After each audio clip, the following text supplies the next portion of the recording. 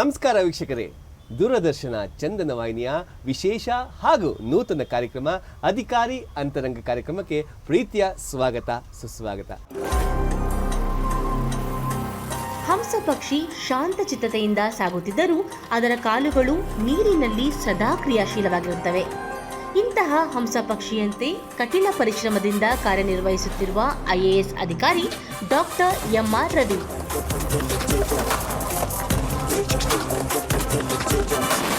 ದಕ್ಷತೆಯಲ್ಲಿ ವಿಶಿಷ್ಟ ಗುರುತು ಮೂಡಿಸಿರುವ ಅಧಿಕಾರಿಗಳಲ್ಲಿ doctor MR Ravi ಪ್ರಮುಖರು.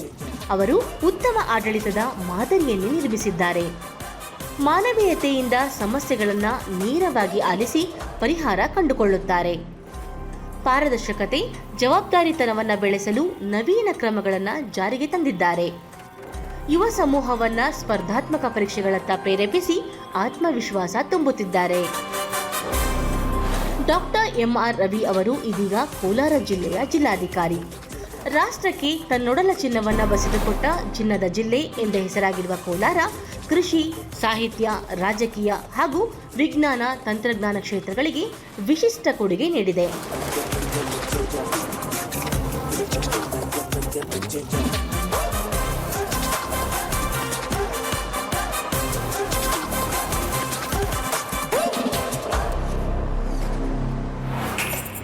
ಕಠಿಣ ಪರಿಶ್ರಮಿಗಳ ನಾಡಿನಲ್ಲಿ ಮತ್ತೊಂದು ಅಧ್ಯಾಯಕ್ಕೆ ಪುಟ ತೆರೆಯಲು ಡಾಕ್ಟರ್ MR ರವಿ ಸಜ್ಜಾಗಿದ್ದಾರೆ.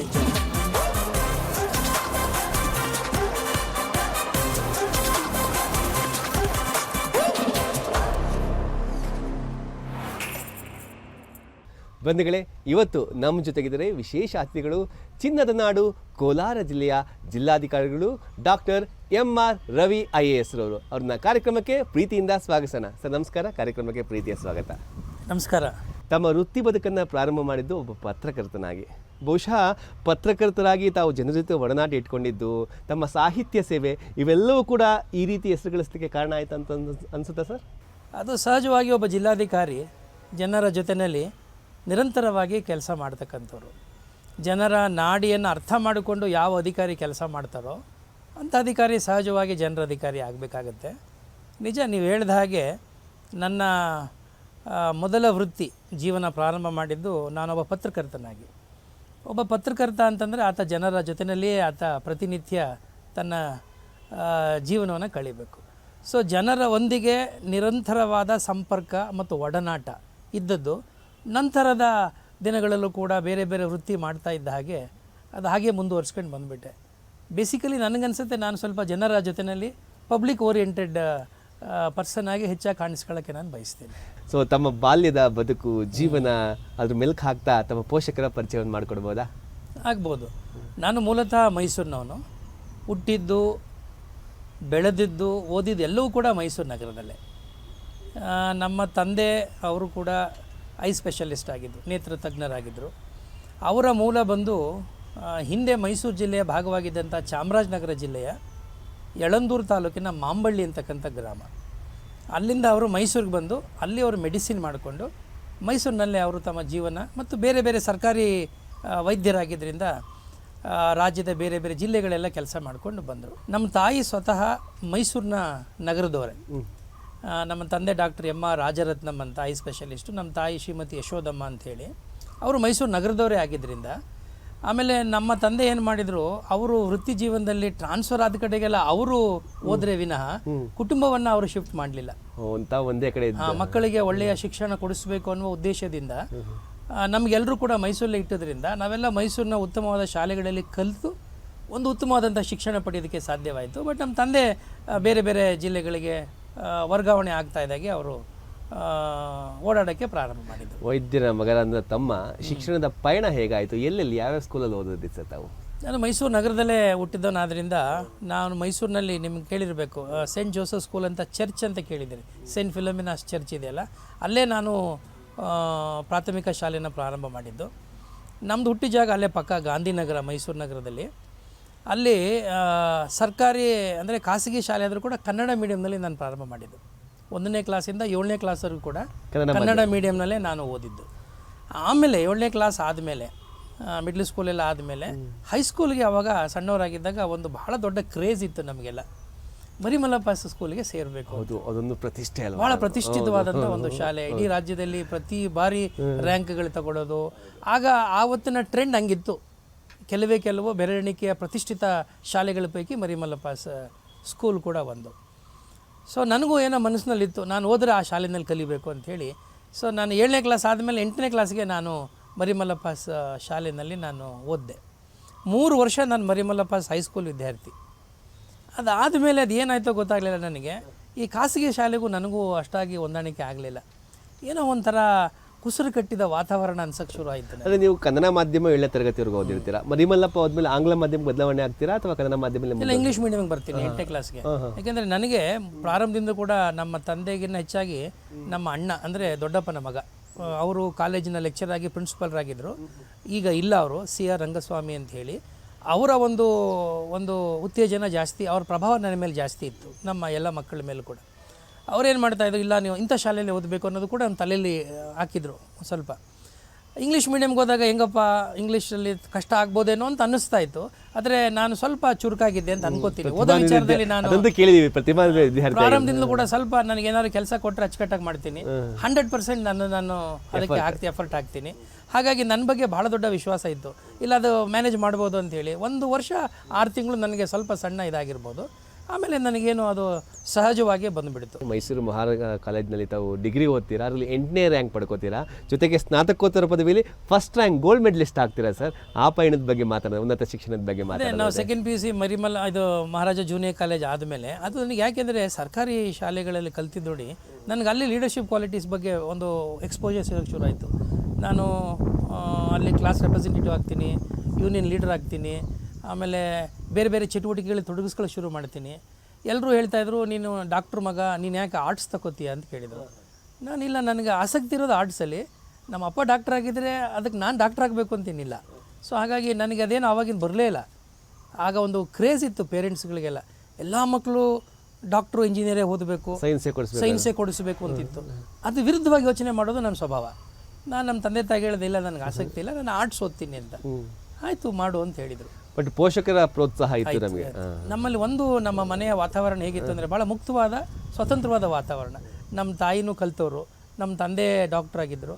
ನೀನು ಏನಾದರೂ ಮಾಡು, ಒಂದೇ ನನಗೆ ಅಡ್ವೈಸ್ ಕೊಡ್ತಾ ಇದ್ದಿದ್ದು, ನೀನು ಯಾವುದೇ ಕೋರ್ಸ್ ಮಾಡು, ಆದರೆ ಆ ಕೋರ್ಸ್ನಲ್ಲಿ ನೀವು ಫಸ್ಟ್ ಬರಬೇಕು, ಮೊದಲನೇ ಸ್ಥಾನ ನೀನು ಬಿಟ್ಕೊಡ್ಬಾರ್ದು. ಇಷ್ಟೇ ನನಗೆ ಅವ್ರು ಅಡ್ವೈಸ್ ಮಾಡಿದ್ದು ಬಿಟ್ಟರೆ ಇನ್ನೇನೂ ಮಾಡಲಿಲ್ಲ. ಸೊ PUC ಮಾಡಿಕೊಂಡು ಮಹಾರಾಜಾಸ್ ಕಾಲೇಜ್ ಸೇರಿದೆ. ಮಹಾರಾಜಾಸ್ ಕಾಲೇಜ್ ಅವತ್ತು ಆರ್ಟ್ಸ್ಗೆ ಭಾಳ ದೊಡ್ಡ ಒಂದು ಪ್ರತಿಷ್ಠಿತವಾದ ಒಂದು ಕಾಲೇಜು. ಅಲ್ಲಿ ನಾನು ಲಿಟ್ರೇಚರು, ಎಕನಾಮಿಕ್ಸು ಮತ್ತು ಹಿಸ್ಟ್ರಿ ಇದನ್ನು ಮಾಡಿದೆ. ಮಾಡುವಾಗಲೇ ನನಗೆ ಆಚೆ ಬರುವಾಗ ಅಂದಿತ್ತು ಯೂನಿವರ್ಸಿಟಿ ರ್ಯಾಂಕ್ ಹೋಲ್ಡ್ರಾಗಿ ಆಚೆ ಬರಬೇಕು ಅಂತ. ಆ 3 ವರ್ಷದ ಅವಧಿನಲ್ಲಿ ಕೂಡ ಭಾಳ ನಮಗೆ ಒಳ್ಳೊಳ್ಳೆಯ ಪ್ರಭಾವ, ಅಂದರೆ ಆವತ್ತಿನ ಸಂದರ್ಭಕ್ಕೆ ನಾವೆಲ್ಲ ಮಾಡುವಾಗ 80ಸ್ನಲ್ಲಿ ಕರ್ನಾಟಕದ ಕೆಲವು ಚಳುವಳಿಗಳ ಬಗ್ಗೆ ಒಂದಷ್ಟು ಎಕ್ಸ್ಪೋಜರು ಪರಿಚಯ ಆಗ್ತಾಯಿತ್ತು.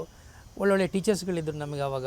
ಉದಾಹರಣೆಗೆ ದಿವಂಗತ ರಾಮದಾಸ್ ಅವರು ನಮ್ಮ ಕನ್ನಡ ಮೇಷ್ಟ್ರಾಗಿದ್ದರು. ನನಗೆ ಹಿಸ್ಟ್ರಿ ಕಲಿಸ್ಕೊಟ್ಟಂಥ ಮೇಡಮ್ ಪದ್ಮಾ ಮೇಡಮ್ ಅಂತೇಳಿ ಭಾಳ ಒಳ್ಳೆಯ ಟೀಚರು. ಸೊ ಇವರೆಲ್ಲ ಒಳ್ಳೆಯ ಸಂಪರ್ಕ, ಮತ್ತು ನಮ್ಗೆ ಒಳ್ಳೆಯ ಹುಡುಗರುಗಳು ಚೆನ್ನಾಗಿದ್ದು ನಮ್ಮ ಫ್ರೆಂಡ್ಸ್ಗಳೆಲ್ಲ. ಮುಗಿಸ್ಕೊಂಡು 8th ರ್ಯಾಂಕು ಎಕನಾಮಿಕ್ಸ್ನಲ್ಲಿ ಒಳ್ಳೆಯ ಟಾಪರ್ ಅದೇ. ಇಂಗ್ಲೀಷ್ ಲಿಟ್ರೇಚರ್ ಒಳ್ಳೆ ತಗೊಂಡೆ. ಅದಾಯಿತು, ಡಿಗ್ರಿ ಮುಗಿಸ್ಕೊಂಡು ಆದಮೇಲೆ ನೆಕ್ಸ್ಟ್ ಪ್ರಶ್ನೆ ಬಂತು. ನೀವು ಡಿಗ್ರಿನಲ್ಲಿ ಲಿಟ್ರೇಚರ್ ಮೇಜರ್ ತಗೋತೀರಾ, ಹಿಸ್ಟ್ರಿ ತಗೋತೀರಾ ಸರ್ ಪದವಿನಲ್ಲಿ? Literature, English literature. ಅದಾದಮೇಲೆ ನೀವು ಸ್ನಾತಕೋತ್ತರ ಪದವಿ ಇತಿಹಾಸಕ್ಕೆ ಬರ್ತೀರಾ? ಎಲ್ಲರೂ ಅಂದ್ಕೊಂಡ್ರು. ಆಗಲೂ ಕೂಡ ನಮ್ಮ ನಿರೀಕ್ಷೆಗಳು, ನೀವು ನಮ್ಮನ್ನ ನೋಡೋ ಪರ್ಸೆಪ್ಷನು ಬೇರೆ ಇರುತ್ತೆ, ನಮ್ಮ ಒಳಗಿನ ಆಲೋಚನೆಗಳೇ ಬೇರೆ ಇರುತ್ತೆ. ಅದನ್ನು ಯಾರೂ ಸ್ಟಡಿ ಮಾಡೋದಿಲ್ಲ. ಅವರು ನಿಮ್ಮ ಮೇಲ್ನೋಟಕ್ಕೆ ನಿಮ್ಮನ್ನು ಜಡ್ಜ್ ಮಾಡ್ತಾರೆ, which is very wrong.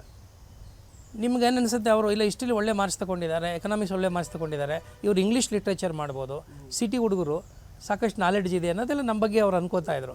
But ನನಗೇನೋ ಒಳಗಡೆ ಅಂತರ್ಯದಲ್ಲಿ ನನಗೆ ಇತಿಹಾಸದ ಬಗ್ಗೆ, ಚರಿತ್ರೆ ಬಗ್ಗೆ ಭಾಳ ಒಂದು ಮೋಹ ಇತ್ತು, ಒಂದು ಪ್ರೀತಿ ಇತ್ತು ನನಗೆ. ನಾನು ಹೋದರೆ ಹಿಸ್ಟ್ರಿ ಓದಬೇಕು ಅಂತ. ಮತ್ತು ನಿಮ್ಮ ಎಜುಕೇಷನ್ ಜರ್ನಿ ನೋಡಿದಾಗ ನೋಡಿ, ಗೌರ್ಮೆಂಟ್ಸ್ ಕನ್ನಡ ಮಾಧ್ಯಮ, ಇಂಗ್ಲೀಷ್ ಮಾಧ್ಯಮ ಮರಿಮಲ್ಲಪ್ಪ, ಮತ್ತು ಇಂಗ್ಲೀಷ್ ಮೇಜರ್ ಡಿಗ್ರಿ, ಅದಾದಮೇಲೆ ಹಿಸ್ಟ್ರಿ PG ಮಾಡ್ತೀರಾ, ಮತ್ತು ವೃತ್ತಿಯನ್ನು ಆಯ್ಕೆ ಮಾಡ್ಕೊಳ್ಳುವಾಗ ಪತ್ರಕರ್ತರಾಗಿ ಆಯ್ಕೆ ಮಾಡ್ಕೊತೀರಾ ಸ್ಟಾರ್ ಆಫ್ ಮೈಸೂರಿನಲ್ಲಿ. ನೋಡಿ, ಅದೇ ಜೀವನ ಅಂತ ಹೇಳೋದು. ನೋಡಿ, ನಾವು ನಿರೀಕ್ಷಿಸಿದಂತೆ ಬದುಕು ನಡೆಯೋದಿಲ್ಲ. ಲೈಫ್ ಅಂದರೆ ಫುಲ್ ಆಫ್ ಅನ್ಎಕ್ಸ್ಪೆಕ್ಟೇಷನ್ಸ್. ಜೀವನನೇ ಹಾಗೆ, ಅನಿರೀಕ್ಷತೆಗಳ ಸರಮಾಲೆಯೇ ಜೀವನ. ಈ ಅನಿರೀಕ್ಷತೆಗಳನ್ನು ನೀವು ಹೇಗೆ ಎದುರಿಸ್ತೀರಿ ಅನ್ನೋದೇ ನನಗನ್ಸೋವಾಗೆ ಬದುಕು. ಇದು ಬಿಟ್ಟು ಬೇರೆ ಏನೂ ಅನ್ನಿಸ್ಲಿಲ್ಲ ನನಗೆ. ನೋಡಿ, ನಾನು ಪತ್ರಕರ್ತನಾಗ್ತೀನಿ ಅಂತ ನಾನು ಯಾವತ್ತೂ ಅಂದುಕೊಂಡಿರಲಿಲ್ಲ. ಅನಿರೀಕ್ಷಿತವಾಗಿ ನನ್ನ ಜೀವನದಲ್ಲಿ ಒಂದು ಟರ್ನ್ ಬಂತು. ನಾನು ಆವಾಗ ಕೆಲಸಕ್ಕೆ ಸೇರಲೇಬೇಕಾಗಿತ್ತು. ನಾನು MA ಕೂಡ ಇನ್ನೂ ಪೂರ್ತಿ ಮುಗಿಸಿ ಇನ್ನೇನೋ ಮುಗಿಸಿದ್ದೀನಿ, PG ಮುಗಿಸಿ PhD ಮಾಡ್ತಾ ಇರುವಾಗ ನಾನು ಕೆಲಸ ಸೇರ್ಕೋಬೇಕಾಯಿತು. ಅನಿವಾರ್ಯವಾಗಿ ನನಗೆ BA ರ್ಯಾಂಕ್ ಇದ್ದೀನಿ, MA ಗೋಲ್ಡ್ ಮೆಡಲ್ ಇದ್ದೀನಿ. ಪತ್ರಕರ್ತನಾಗಿ ಕೆಲಸ ಮಾಡೋಕ್ಕೆ ನನಗೆ ಪತ್ರಿಕೆ ಯಾವುದೇ ರೀತಿಯಾದ ಅನುಭವ ಇಲ್ಲ.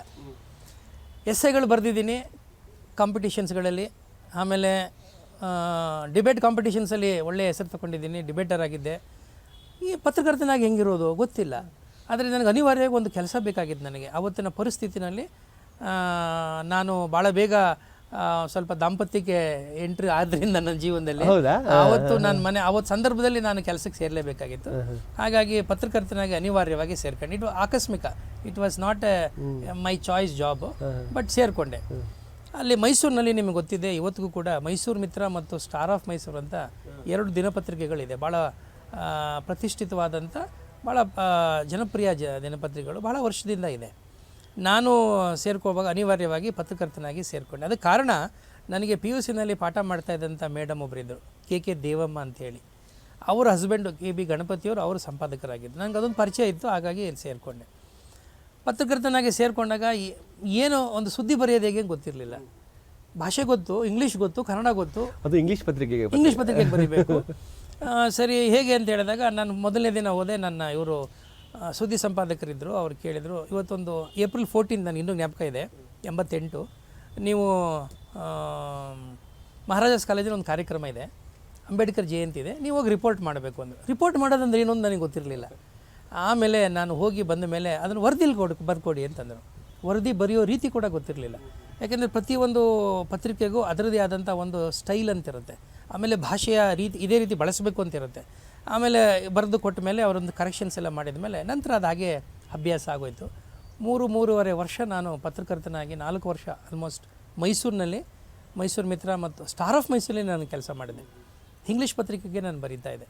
ಅಲ್ಲಿ ರಿಪೋರ್ಟರಾಗಿ ಸೇರಿಕೊಂಡವನು ಚೀಫ್ ಸಬ್ ಎಡಿಟರ್ ಆಗೋವರೆಗೂ ಕೂಡ ನಾನು ಅಲ್ಲಿ ಕೆಲಸ ಮಾಡಿದ್ದೀನಿ 4 ವರ್ಷಗಳ ಕಾಲ. ಇಂಗ್ಲೀಷನ್ನು ಸುಲಭವಾಗಿ ಕಲಿಬೋದು ಅಂತ ಆತ್ಮಸ್ಥೈರ್ಯವನ್ನು ತುಂಬಿದಂಥವರು MR ರವಿ ಅವರು.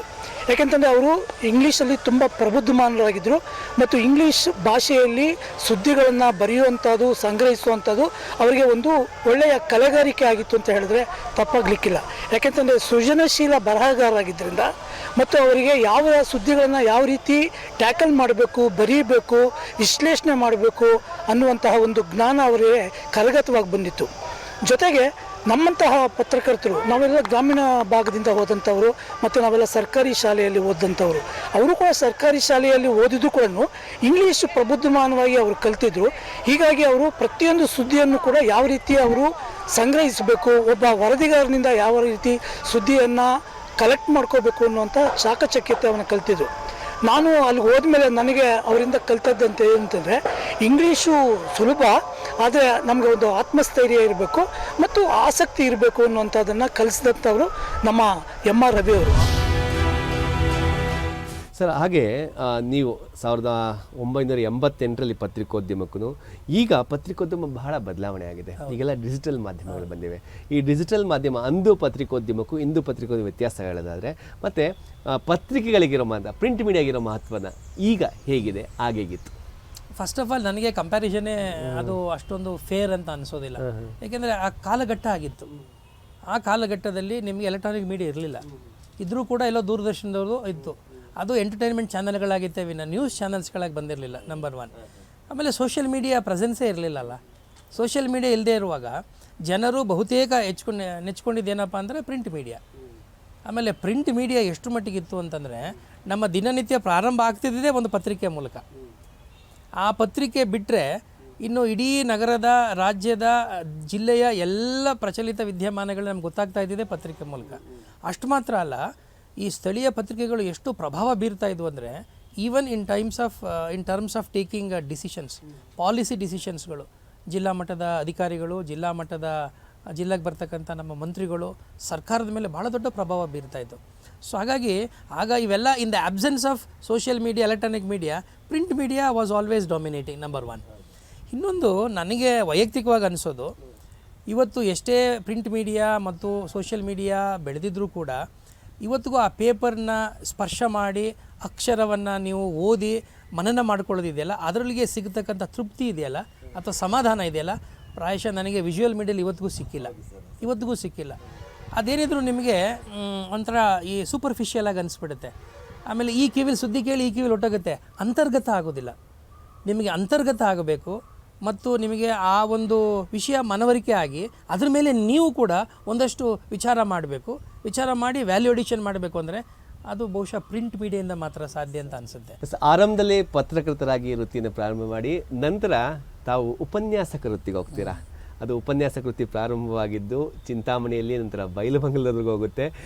ಮೊದಲ ಉಪನ್ಯಾಸಕ ವೃತ್ತಿ ಅನುಭವಗಳು ಹಂಚ್ಕೊಳ್ಳೋದು, ಅದು ಕನ್ನಡ ಕಡಿಮೆ ಮಾತಾಡೋದು ಜಿಲ್ಲೆಗೆ ಬರ್ತೀರಾ, ತಾಲೂಕಿಗೆ ಬರ್ತೀರಾ? ಅದೊಂದು ನಾನು ಆಗಲೇ ಹೇಳಿದ್ನಲ್ಲ, ಜೀವನದಲ್ಲಿ ಜೀವನ ಹೇಗೆ ಬರುತ್ತೆ ಹಾಗೆ ಅಕ್ಸೆಪ್ಟ್ ಮಾಡ್ಕೊಳ್ಳೋದು ನನ್ನ ಸ್ವಭಾವ.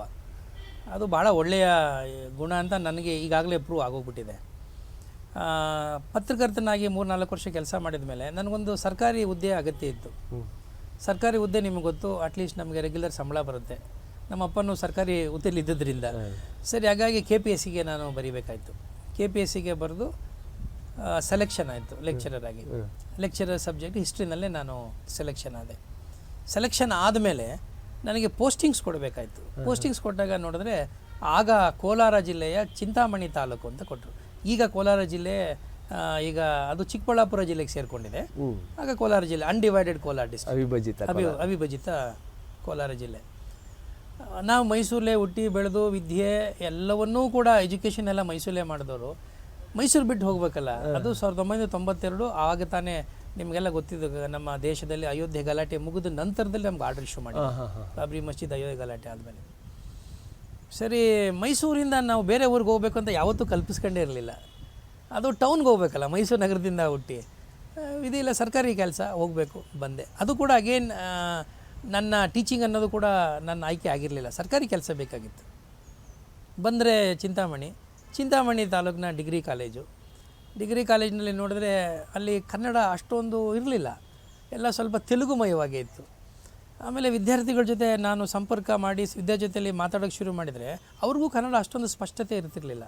ಅದನ್ನು ಯಾಕೆ ಅಂತ ನಾನು ಅದನ್ನು ವಿಚಾರ ಮಾಡೋಕ್ಕೆ ಶುರು ಮಾಡಿದಾಗ ಅವರ ಪೇರೆಂಟ್ಸ್ಗಳೆಲ್ಲ ಕೂಡ ಇನ್ನೂ ತೆಲುಗೇ ಮಾತಾಡ್ತಾಯಿದ್ರು. ಫಸ್ಟ್ ಜನ್ರೇಷನ್ ಕನ್ನಡ ಮಕ್ಕಳು ಇರಲ್ಲ, ಅವ್ರಿಗೆ ನೀವು ಕಲಿಸ್ತಾ ಇದ್ದೀರಾ. ಅವರಿಗೆ ನಾನು ಕನ್ನಡದ ಇಷ್ಟು ಇತಿಹಾಸ ಕಳಿಸ್ಬೇಕು. ಇದು ಇಂಗ್ಲೀಷ್ ಮೀಡಿಯಮಲ್ಲಿ ಕಲಿಸೋಕ್ಕಾಗೋದಿಲ್ಲ, ಏಕೆಂದರೆ ಗ್ರಾಮೀಣ ಮಟ್ಟದ ಕಾಲೇಜು. ಸರಿ, ನೀವು ಕನ್ನಡದಲ್ಲೇ ಕಲಿಬೇಕು. ನಾವು ಕನ್ನಡದಲ್ಲಿ ಕಲಿಸ್ಬೇಕು ಅಂದರೆ ಕೂಡ ಅವ್ರಿಗೂ ಕನ್ನಡ ತಿಳುವಳಿಕೆ ಇರಬೇಕು, ನಮ್ಮ ಕನ್ನಡವೂ ಕೂಡ ಸರಿಯಾಗಿರಬೇಕು. ಸೊ ಹೀಗಾಗಿ ನಾನೇನು ಮಾಡಿದೆ, ಅಲ್ಲಿ ಮಕ್ಕಳಿಗೆ ಕನ್ನಡದಲ್ಲಿ ಬೋಧನೆ ಮಾಡೋಕ್ಕೆ ಶುರು ಮಾಡಿದೆ. 2 ವಿಚಾರ ನನ್ನ ಗಮನಕ್ಕೆ ಬಂದಿದೆ ಅಲ್ಲಿ. ಒಂದು, ಅಲ್ಲಿರ್ತಕ್ಕಂಥವ್ರಿಗೆ ಕನ್ನಡನ ಚೆನ್ನಾಗಿ ಕಲಿಸ್ಬೇಕು ಅಂತ ಅವತ್ತು ನಾನು ಸಂಕಲ್ಪ ಮಾಡಿಬಿಟ್ಟೆ. ಆ ಕಾರಣಕ್ಕಾಗಿ ನನಗೆ ತೆಲುಗಿನ ಪ್ರಭಾವ ಜಾಸ್ತಿ ನನ್ನ ಮೇಲೆ ಆಗಲಿಲ್ಲ. ಅದರ ಬದಲಿಗೆ ಅಲ್ಲಿರ್ತಕ್ಕಂಥ ಬಹುತೇಕರಿಗೆ ವಿದ್ಯಾರ್ಥಿಗಳನ್ನ ಒಳಗೊಂಡಂತೆ ಕನ್ನಡ ಕಲಿಸೋ ಕೆಲಸವನ್ನು ಚೆನ್ನಾಗಿ ನಾನು ಮಾಡಿದೆ. ಅದು ನನಗೊಂದು ಸಣ್ಣ ಖುಷಿ ಇದೆ. 2ನೇದು, ನನಗೆ ಈ ಅಧ್ಯಾಪಕ ವೃತ್ತಿ ಇದೆಯಲ್ಲ, ಇದು ಅಲ್ಲಿಗೆ ಹೋದ ಮೇಲೆ ಗೊತ್ತಾಗಿದ್ದು ಇದು ಎಂಥ ಶ್ರೇಷ್ಠವಾದ ವೃತ್ತಿ ಅಂಥೇಳಿ. ಒಬ್ಬ ಟೀಚರಾಗಿ ವಿದ್ಯಾರ್ಥಿಗಳನ್ನ 100 ಜನ ವಿದ್ಯಾರ್ಥಿಗಳನ್ನ ಫೇಸ್ ಮಾಡೋದು, ಆ ಪ್ರಶ್ನೆಗಳನ್ನು ಉತ್ತರ ಕೊಡೋದು, ಆಮೇಲೆ ಪಾಠ ಮಾಡೋದು ಕನ್ನಡ ಭಾಷೆಯಲ್ಲಿ, ಅದು ನಿಮ್ಮ ಒಂದು ಭಾಷಾ ಶೈಲಿ ಹೇಗಿದೆ, ಆಮೇಲೆ ನಿರೂಪಣಾ ಶೈಲಿ ಹೇಗಿರುತ್ತೆ, ಮಕ್ಕಳಿಗೆ ಕನ್ವಿನ್ಸ್ ಮಾಡಿಸೋದು, ಅರ್ಥ ಮಾಡಿಸೋದು, ಇವೆಲ್ಲವೂ ಕೂಡ ದೊಡ್ಡ ಚಾಲೆಂಜ್ ಆಗಿತ್ತು. ಪ್ರತಿದಿನ ಒಬ್ಬ ಮೇಷ್ಟ್ರ ಯೋಗ್ಯತೆಯನ್ನು 3/4 ಗಂಟೆಯಲ್ಲಿ ಎಳೆದುಬಿಡ್ತಾಯಿದ್ರು. ಈ ಮೇಷ್ಟ್ರು ಯೋಗ್ಯರ ಅಥವಾ ಸಮರ್ಥರ ಅಸಮರ್ಥರ ಅಂತ ವಿದ್ಯಾರ್ಥಿಗಳು ಎಳೆದುಬಿಡ್ತಾರೆ. ಅಂಥ ಸಂದರ್ಭದಲ್ಲಿ ನಾನು ಹಿಂದೊಂದು ದಿನ ಯಾವತ್ತೂ ಪೂರ್ಣ ಸಿದ್ಧತೆ ಮಾಡಿಕೊಂಡು, ಒಂದು ದಿನ ಕೂಡ ತರಗತಿಗೆ ಪೂರ್ವ ಸಿದ್ಧತೆ ಇಲ್ಲದೆ ಹೋಗೇ ಇಲ್ಲ. ಈವನ್ ನನ್ನ 7 ವರ್ಷ 8 ವರ್ಷ ನಾನು ಪಾಠ ಮಾಡಿದ್ದೀನಿ, ಒಟ್ಟು 13 ವರ್ಷ ನಾನು ಪಾಠ ಮಾಡಿದ್ದೀನಿ. 13ನೇ ವರ್ಷ ಕೂಡ ನಾನು ಅದೇ ಪಾಠನ 5 ಸಾರಿ ಮಾಡಿದ್ರು, 5 ವರ್ಷ ಮಾಡಿದರೂ ಕೂಡ ಪೂರ್ವ ಸಿದ್ಧತೆ ಮಾಡಿಕೊಂಡೇ ನಾನು ಹೋಗ್ತಿದ್ದೆ. ಏಕೆಂದರೆ ವಿದ್ಯಾರ್ಥಿಗಳನ್ನು ನಾವು ಯಾವತ್ತೂ ಕೂಡ you should not take the students for ride or for granted. ಯಾವ ವಿದ್ಯಾರ್ಥಿಗಳಿಗೆ ಯಾವುದೇ ರೀತಿಯಾದಂಥ ಅವ್ರು ನಮಗೆ ಹೆಚ್ಚು ಮಾಹಿತಿಯನ್ನು ಇರೋ ಸಾಧ್ಯತೆಗಳಿರ್ತವೆ. ಸೊ ಹಾಗಾಗಿ ಆ ಟೀಚಿಂಗ್ ಅನ್ನುವಂಥ ಒಂದು ಪ್ರೊಫೆಷನನ್ನು ಒಂದು ರೀತಿ ಅದು ಎಂಜಾಯ್ ಮಾಡೋಕ್ಕೆ ಶುರು ಮಾಡಿದೆ. ನೋಡಿ, ಪಾಠ ಯಾರು ಬೇಕಾದ್ರೂ ಮಾಡೋದು, ಅರ್ಥ ಆಗೋ ಥರ ಪಾಠ ಮಾಡೋದಿಲ್ಲ, ಅದು ಬಹಳ ಮುಖ್ಯ. ಹಾಗೆ ಚಿಂತಾಮಣಿಯಲ್ಲಿ ಕೆಲಸ ಮಾಡ್ತೀವಿ ತಾವು, ಬೆಳಗಾವಿಯ ಬೈಲಹೊಂಗಲ ಅಷ್ಟು ದೂರಕ್ಕೆ ಟ್ರಾನ್ಸ್ಫರ್ ಆಗ್ತೀರಾ, ಯಾಕೆ ಇದು? ಸರ್ಕಾರ ನೀತಿ. ಸರ್ಕಾರ ನಂದೇನಾಗಿತ್ತು, ಟೀಚಿಂಗ್ ಪೋಸ್ಟೆಲ್ಲ ಒಂಥರ ಬಾರ್ಡರ್ ಸೆಕ್ಯೂರಿಟಿ ಫೋರ್ಸ್ ಇದ್ದಂಗೆ ಆಗೋಯ್ತು. ಅಲ್ಲಿಗೆ ಹೋದಾಗಲೂ ಕೂಡ ಭಾಳ ವಿಶಿಷ್ಟವಾದಂಥ ಅನುಭವ. ಒಂದು ಸರ್ಕಾರಿ ಪ್ರೈಮರಿ ಶಾಲೆಯಲ್ಲಿ ಡಿಗ್ರಿ ಕಾಲೇಜ್ ನಡೀತಾ ಇತ್ತು. ಅಲ್ಲಿ ಒಂದು 2 ವರ್ಷ ಇದ್ದೆ ನಾನು, 1.5 ವರ್ಷ. ದೂರ ಅಂತ ಅನ್ನೋದು ಬಿಟ್ಟರೆ ಅದೇ ಪಾಠ ಮಾಡಬೇಕಾಗಿತ್ತು. ಸೊ ಪಾಠ ಮಾಡೋದ್ರೊಳಗೇನೋ ನಿಮಗೆ ರಿಯಾಯಿತಿ ಇಲ್ಲ, ವಿದ್ಯಾರ್ಥಿಗಳವರೇ. ಸೊ ನಾನು ಒಂದು ತೀರ್ಮಾನ ಮಾಡ್ಕೊಂಬಿಟ್ಟಿದ್ದೆ ಅಷ್ಟೊತ್ತಿಗಾಗಲೇ. ಸರ್ಕಾರಿ ಸೇವೆಗೆ ಸೇರಿದಾಗ ಒಂದು ತೀರ್ಮಾನ ಏನಾಗಿತ್ತಂದರೆ, ನನ್ನ ಸ್ವಂತ ಊರು ಬಿಟ್ಟ ಮೇಲೆ ಯಾವ ಊರಾದ್ರೇನು, ಊರು ಬಿಟ್ಟವನಿಗೆ ಯಾವ ಊರಾದ್ರೇನು, ಎಲ್ಲ ಊರು ನನ್ನೂರೇ, ಎಲ್ಲ ಜನರು ನನ್ನವರೇ ಅನ್ನುವ ಕಾನ್ಸೆಪ್ಟ್ ಡೆವಲಪ್ ಮಾಡ್ಕೊಂಬಿಟ್ಟಿದೆ. ಸೊ ಹಾಗಾಗಿ ನನಗೆ ಅಂಥ ದೊಡ್ಡ ಸಮಸ್ಯೆಗಳಾಗಲಿಲ್ಲ. ಬೈಲೊಂಗಲಿಂದ ಚಾಮರಾಜನಗರ ಬರ್ತೀನಿ, ಅದು ಗಡಿ, ಕೇರಳ ಮತ್ತು ತಮಿಳುನಾಡಿನ ಗಡಿ. ಸೊ ಒಂಥರ ಸೊ ತಮ್ಮ ಆಡಳಿತ ಸೇವೆ ಚರ್ಚೆಗೆ ಹೋಗೋಕ್ಕಿಂತ ಮುಂಚೆ ತಮ್ಮ ಸಾಹಿತ್ಯ ಸೇವೆ ಬಗ್ಗೆ ಮಾತನಾಡೋಣ. ನಿಮಗೆ ಸಾಹಿತ್ಯದ ಬಗ್ಗೆ ಆಸಕ್ತಿ ಬಂದಿದ್ದು ಯಾವಾಗ ಮತ್ತು ಹೇಗೆ ಬಂತು ಸರ್ ತಮಗೆ? ಅಂದರೆ ಸ್ವಲ್ಪ ಮುಂಚೆಯಿಂದ ಈ ಓದೋದು ಮತ್ತು ಅಭ್ಯಾಸ ಜಾಸ್ತಿ ಇತ್ತು. ಅದು ನಾವೆಲ್ಲ ಮುಂಚೆ ಸಾಹಿತ್ಯನೇ ಓದಬೇಕು ಅಂತಿಲ್ಲ. ನಾನು ಡಿಗ್ರಿ ಓದಬೇಕಾದ್ರೂ ಕೂಡ ತಮಗೆ ಗೊತ್ತಿದ್ದಂಗೆ ಇಂಗ್ಲೀಷ್ ಲಿಟ್ರೇಚರ್ ನಾನು ವಿದ್ಯಾರ್ಥಿ ಆಗಿದ್ದೆ.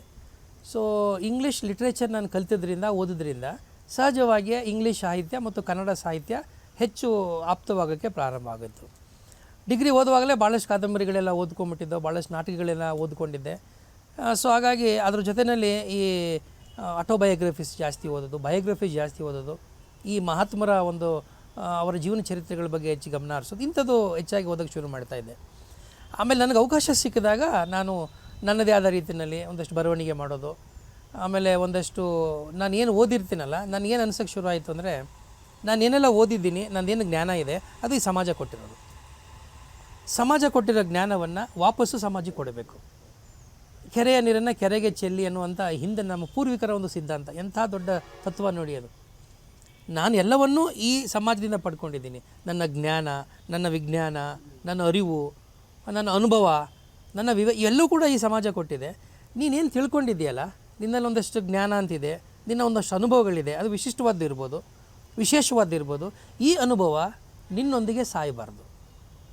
ನನ್ನ ಅನುಭವ, ನನ್ನ ವಿಚಾರಗಳು, ನನ್ನ ಭಾವನೆಗಳು ನನ್ನೊಂದಿಗೆ ಸಾಯಬಾರ್ದು. ಅದನ್ನು ನಾವು ದಾಖಲಿಸಬೇಕು ಅನ್ನೋದಕ್ಕೆ ನನಗೆ ಈ ಒಂದು ಬರಹಗಳು, ಸಾಹಿತ್ಯ ಅನ್ನೋದು ಒಂದು ರೀತಿ ನನಗೆ ಸಾಧನವಾಗಿ ನನಗೆ ಸಹಾಯ ಮಾಡುತ್ತೆ. ಯಾವಾಗ ಪ್ರಾರಂಭ ಮಾಡಿತ್ತು ಬರೀಲಿಕ್ಕೆ? ನಾನು ಬರಿತಾ ಇದ್ದೆ. ಅದನ್ನು ಏನಾಯಿತು ಅಂದರೆ, ನನಗೆ ಪತ್ರಕರ್ತನಾಗಿ ಕೆಲಸ ಶುರು ಮಾಡಿಬಿಟ್ಟೆ. ಡಿಗ್ರಿ ಮುಗಿಸ್ತಾ ಇದ್ದಂಗೆ ಅಲ್ಲೂ ಬರವಣಿಗೆ ಶುರು ಆಯಿತು. ಅಲ್ಲಿ ಆರ್ಟಿಕಲ್ ಓದಿದ್ದು ಸಾಹಿತ್ಯ, ಅಲ್ಲಿ ಬರವಣಿಗೆ ಶುರು ಆಯಿತು.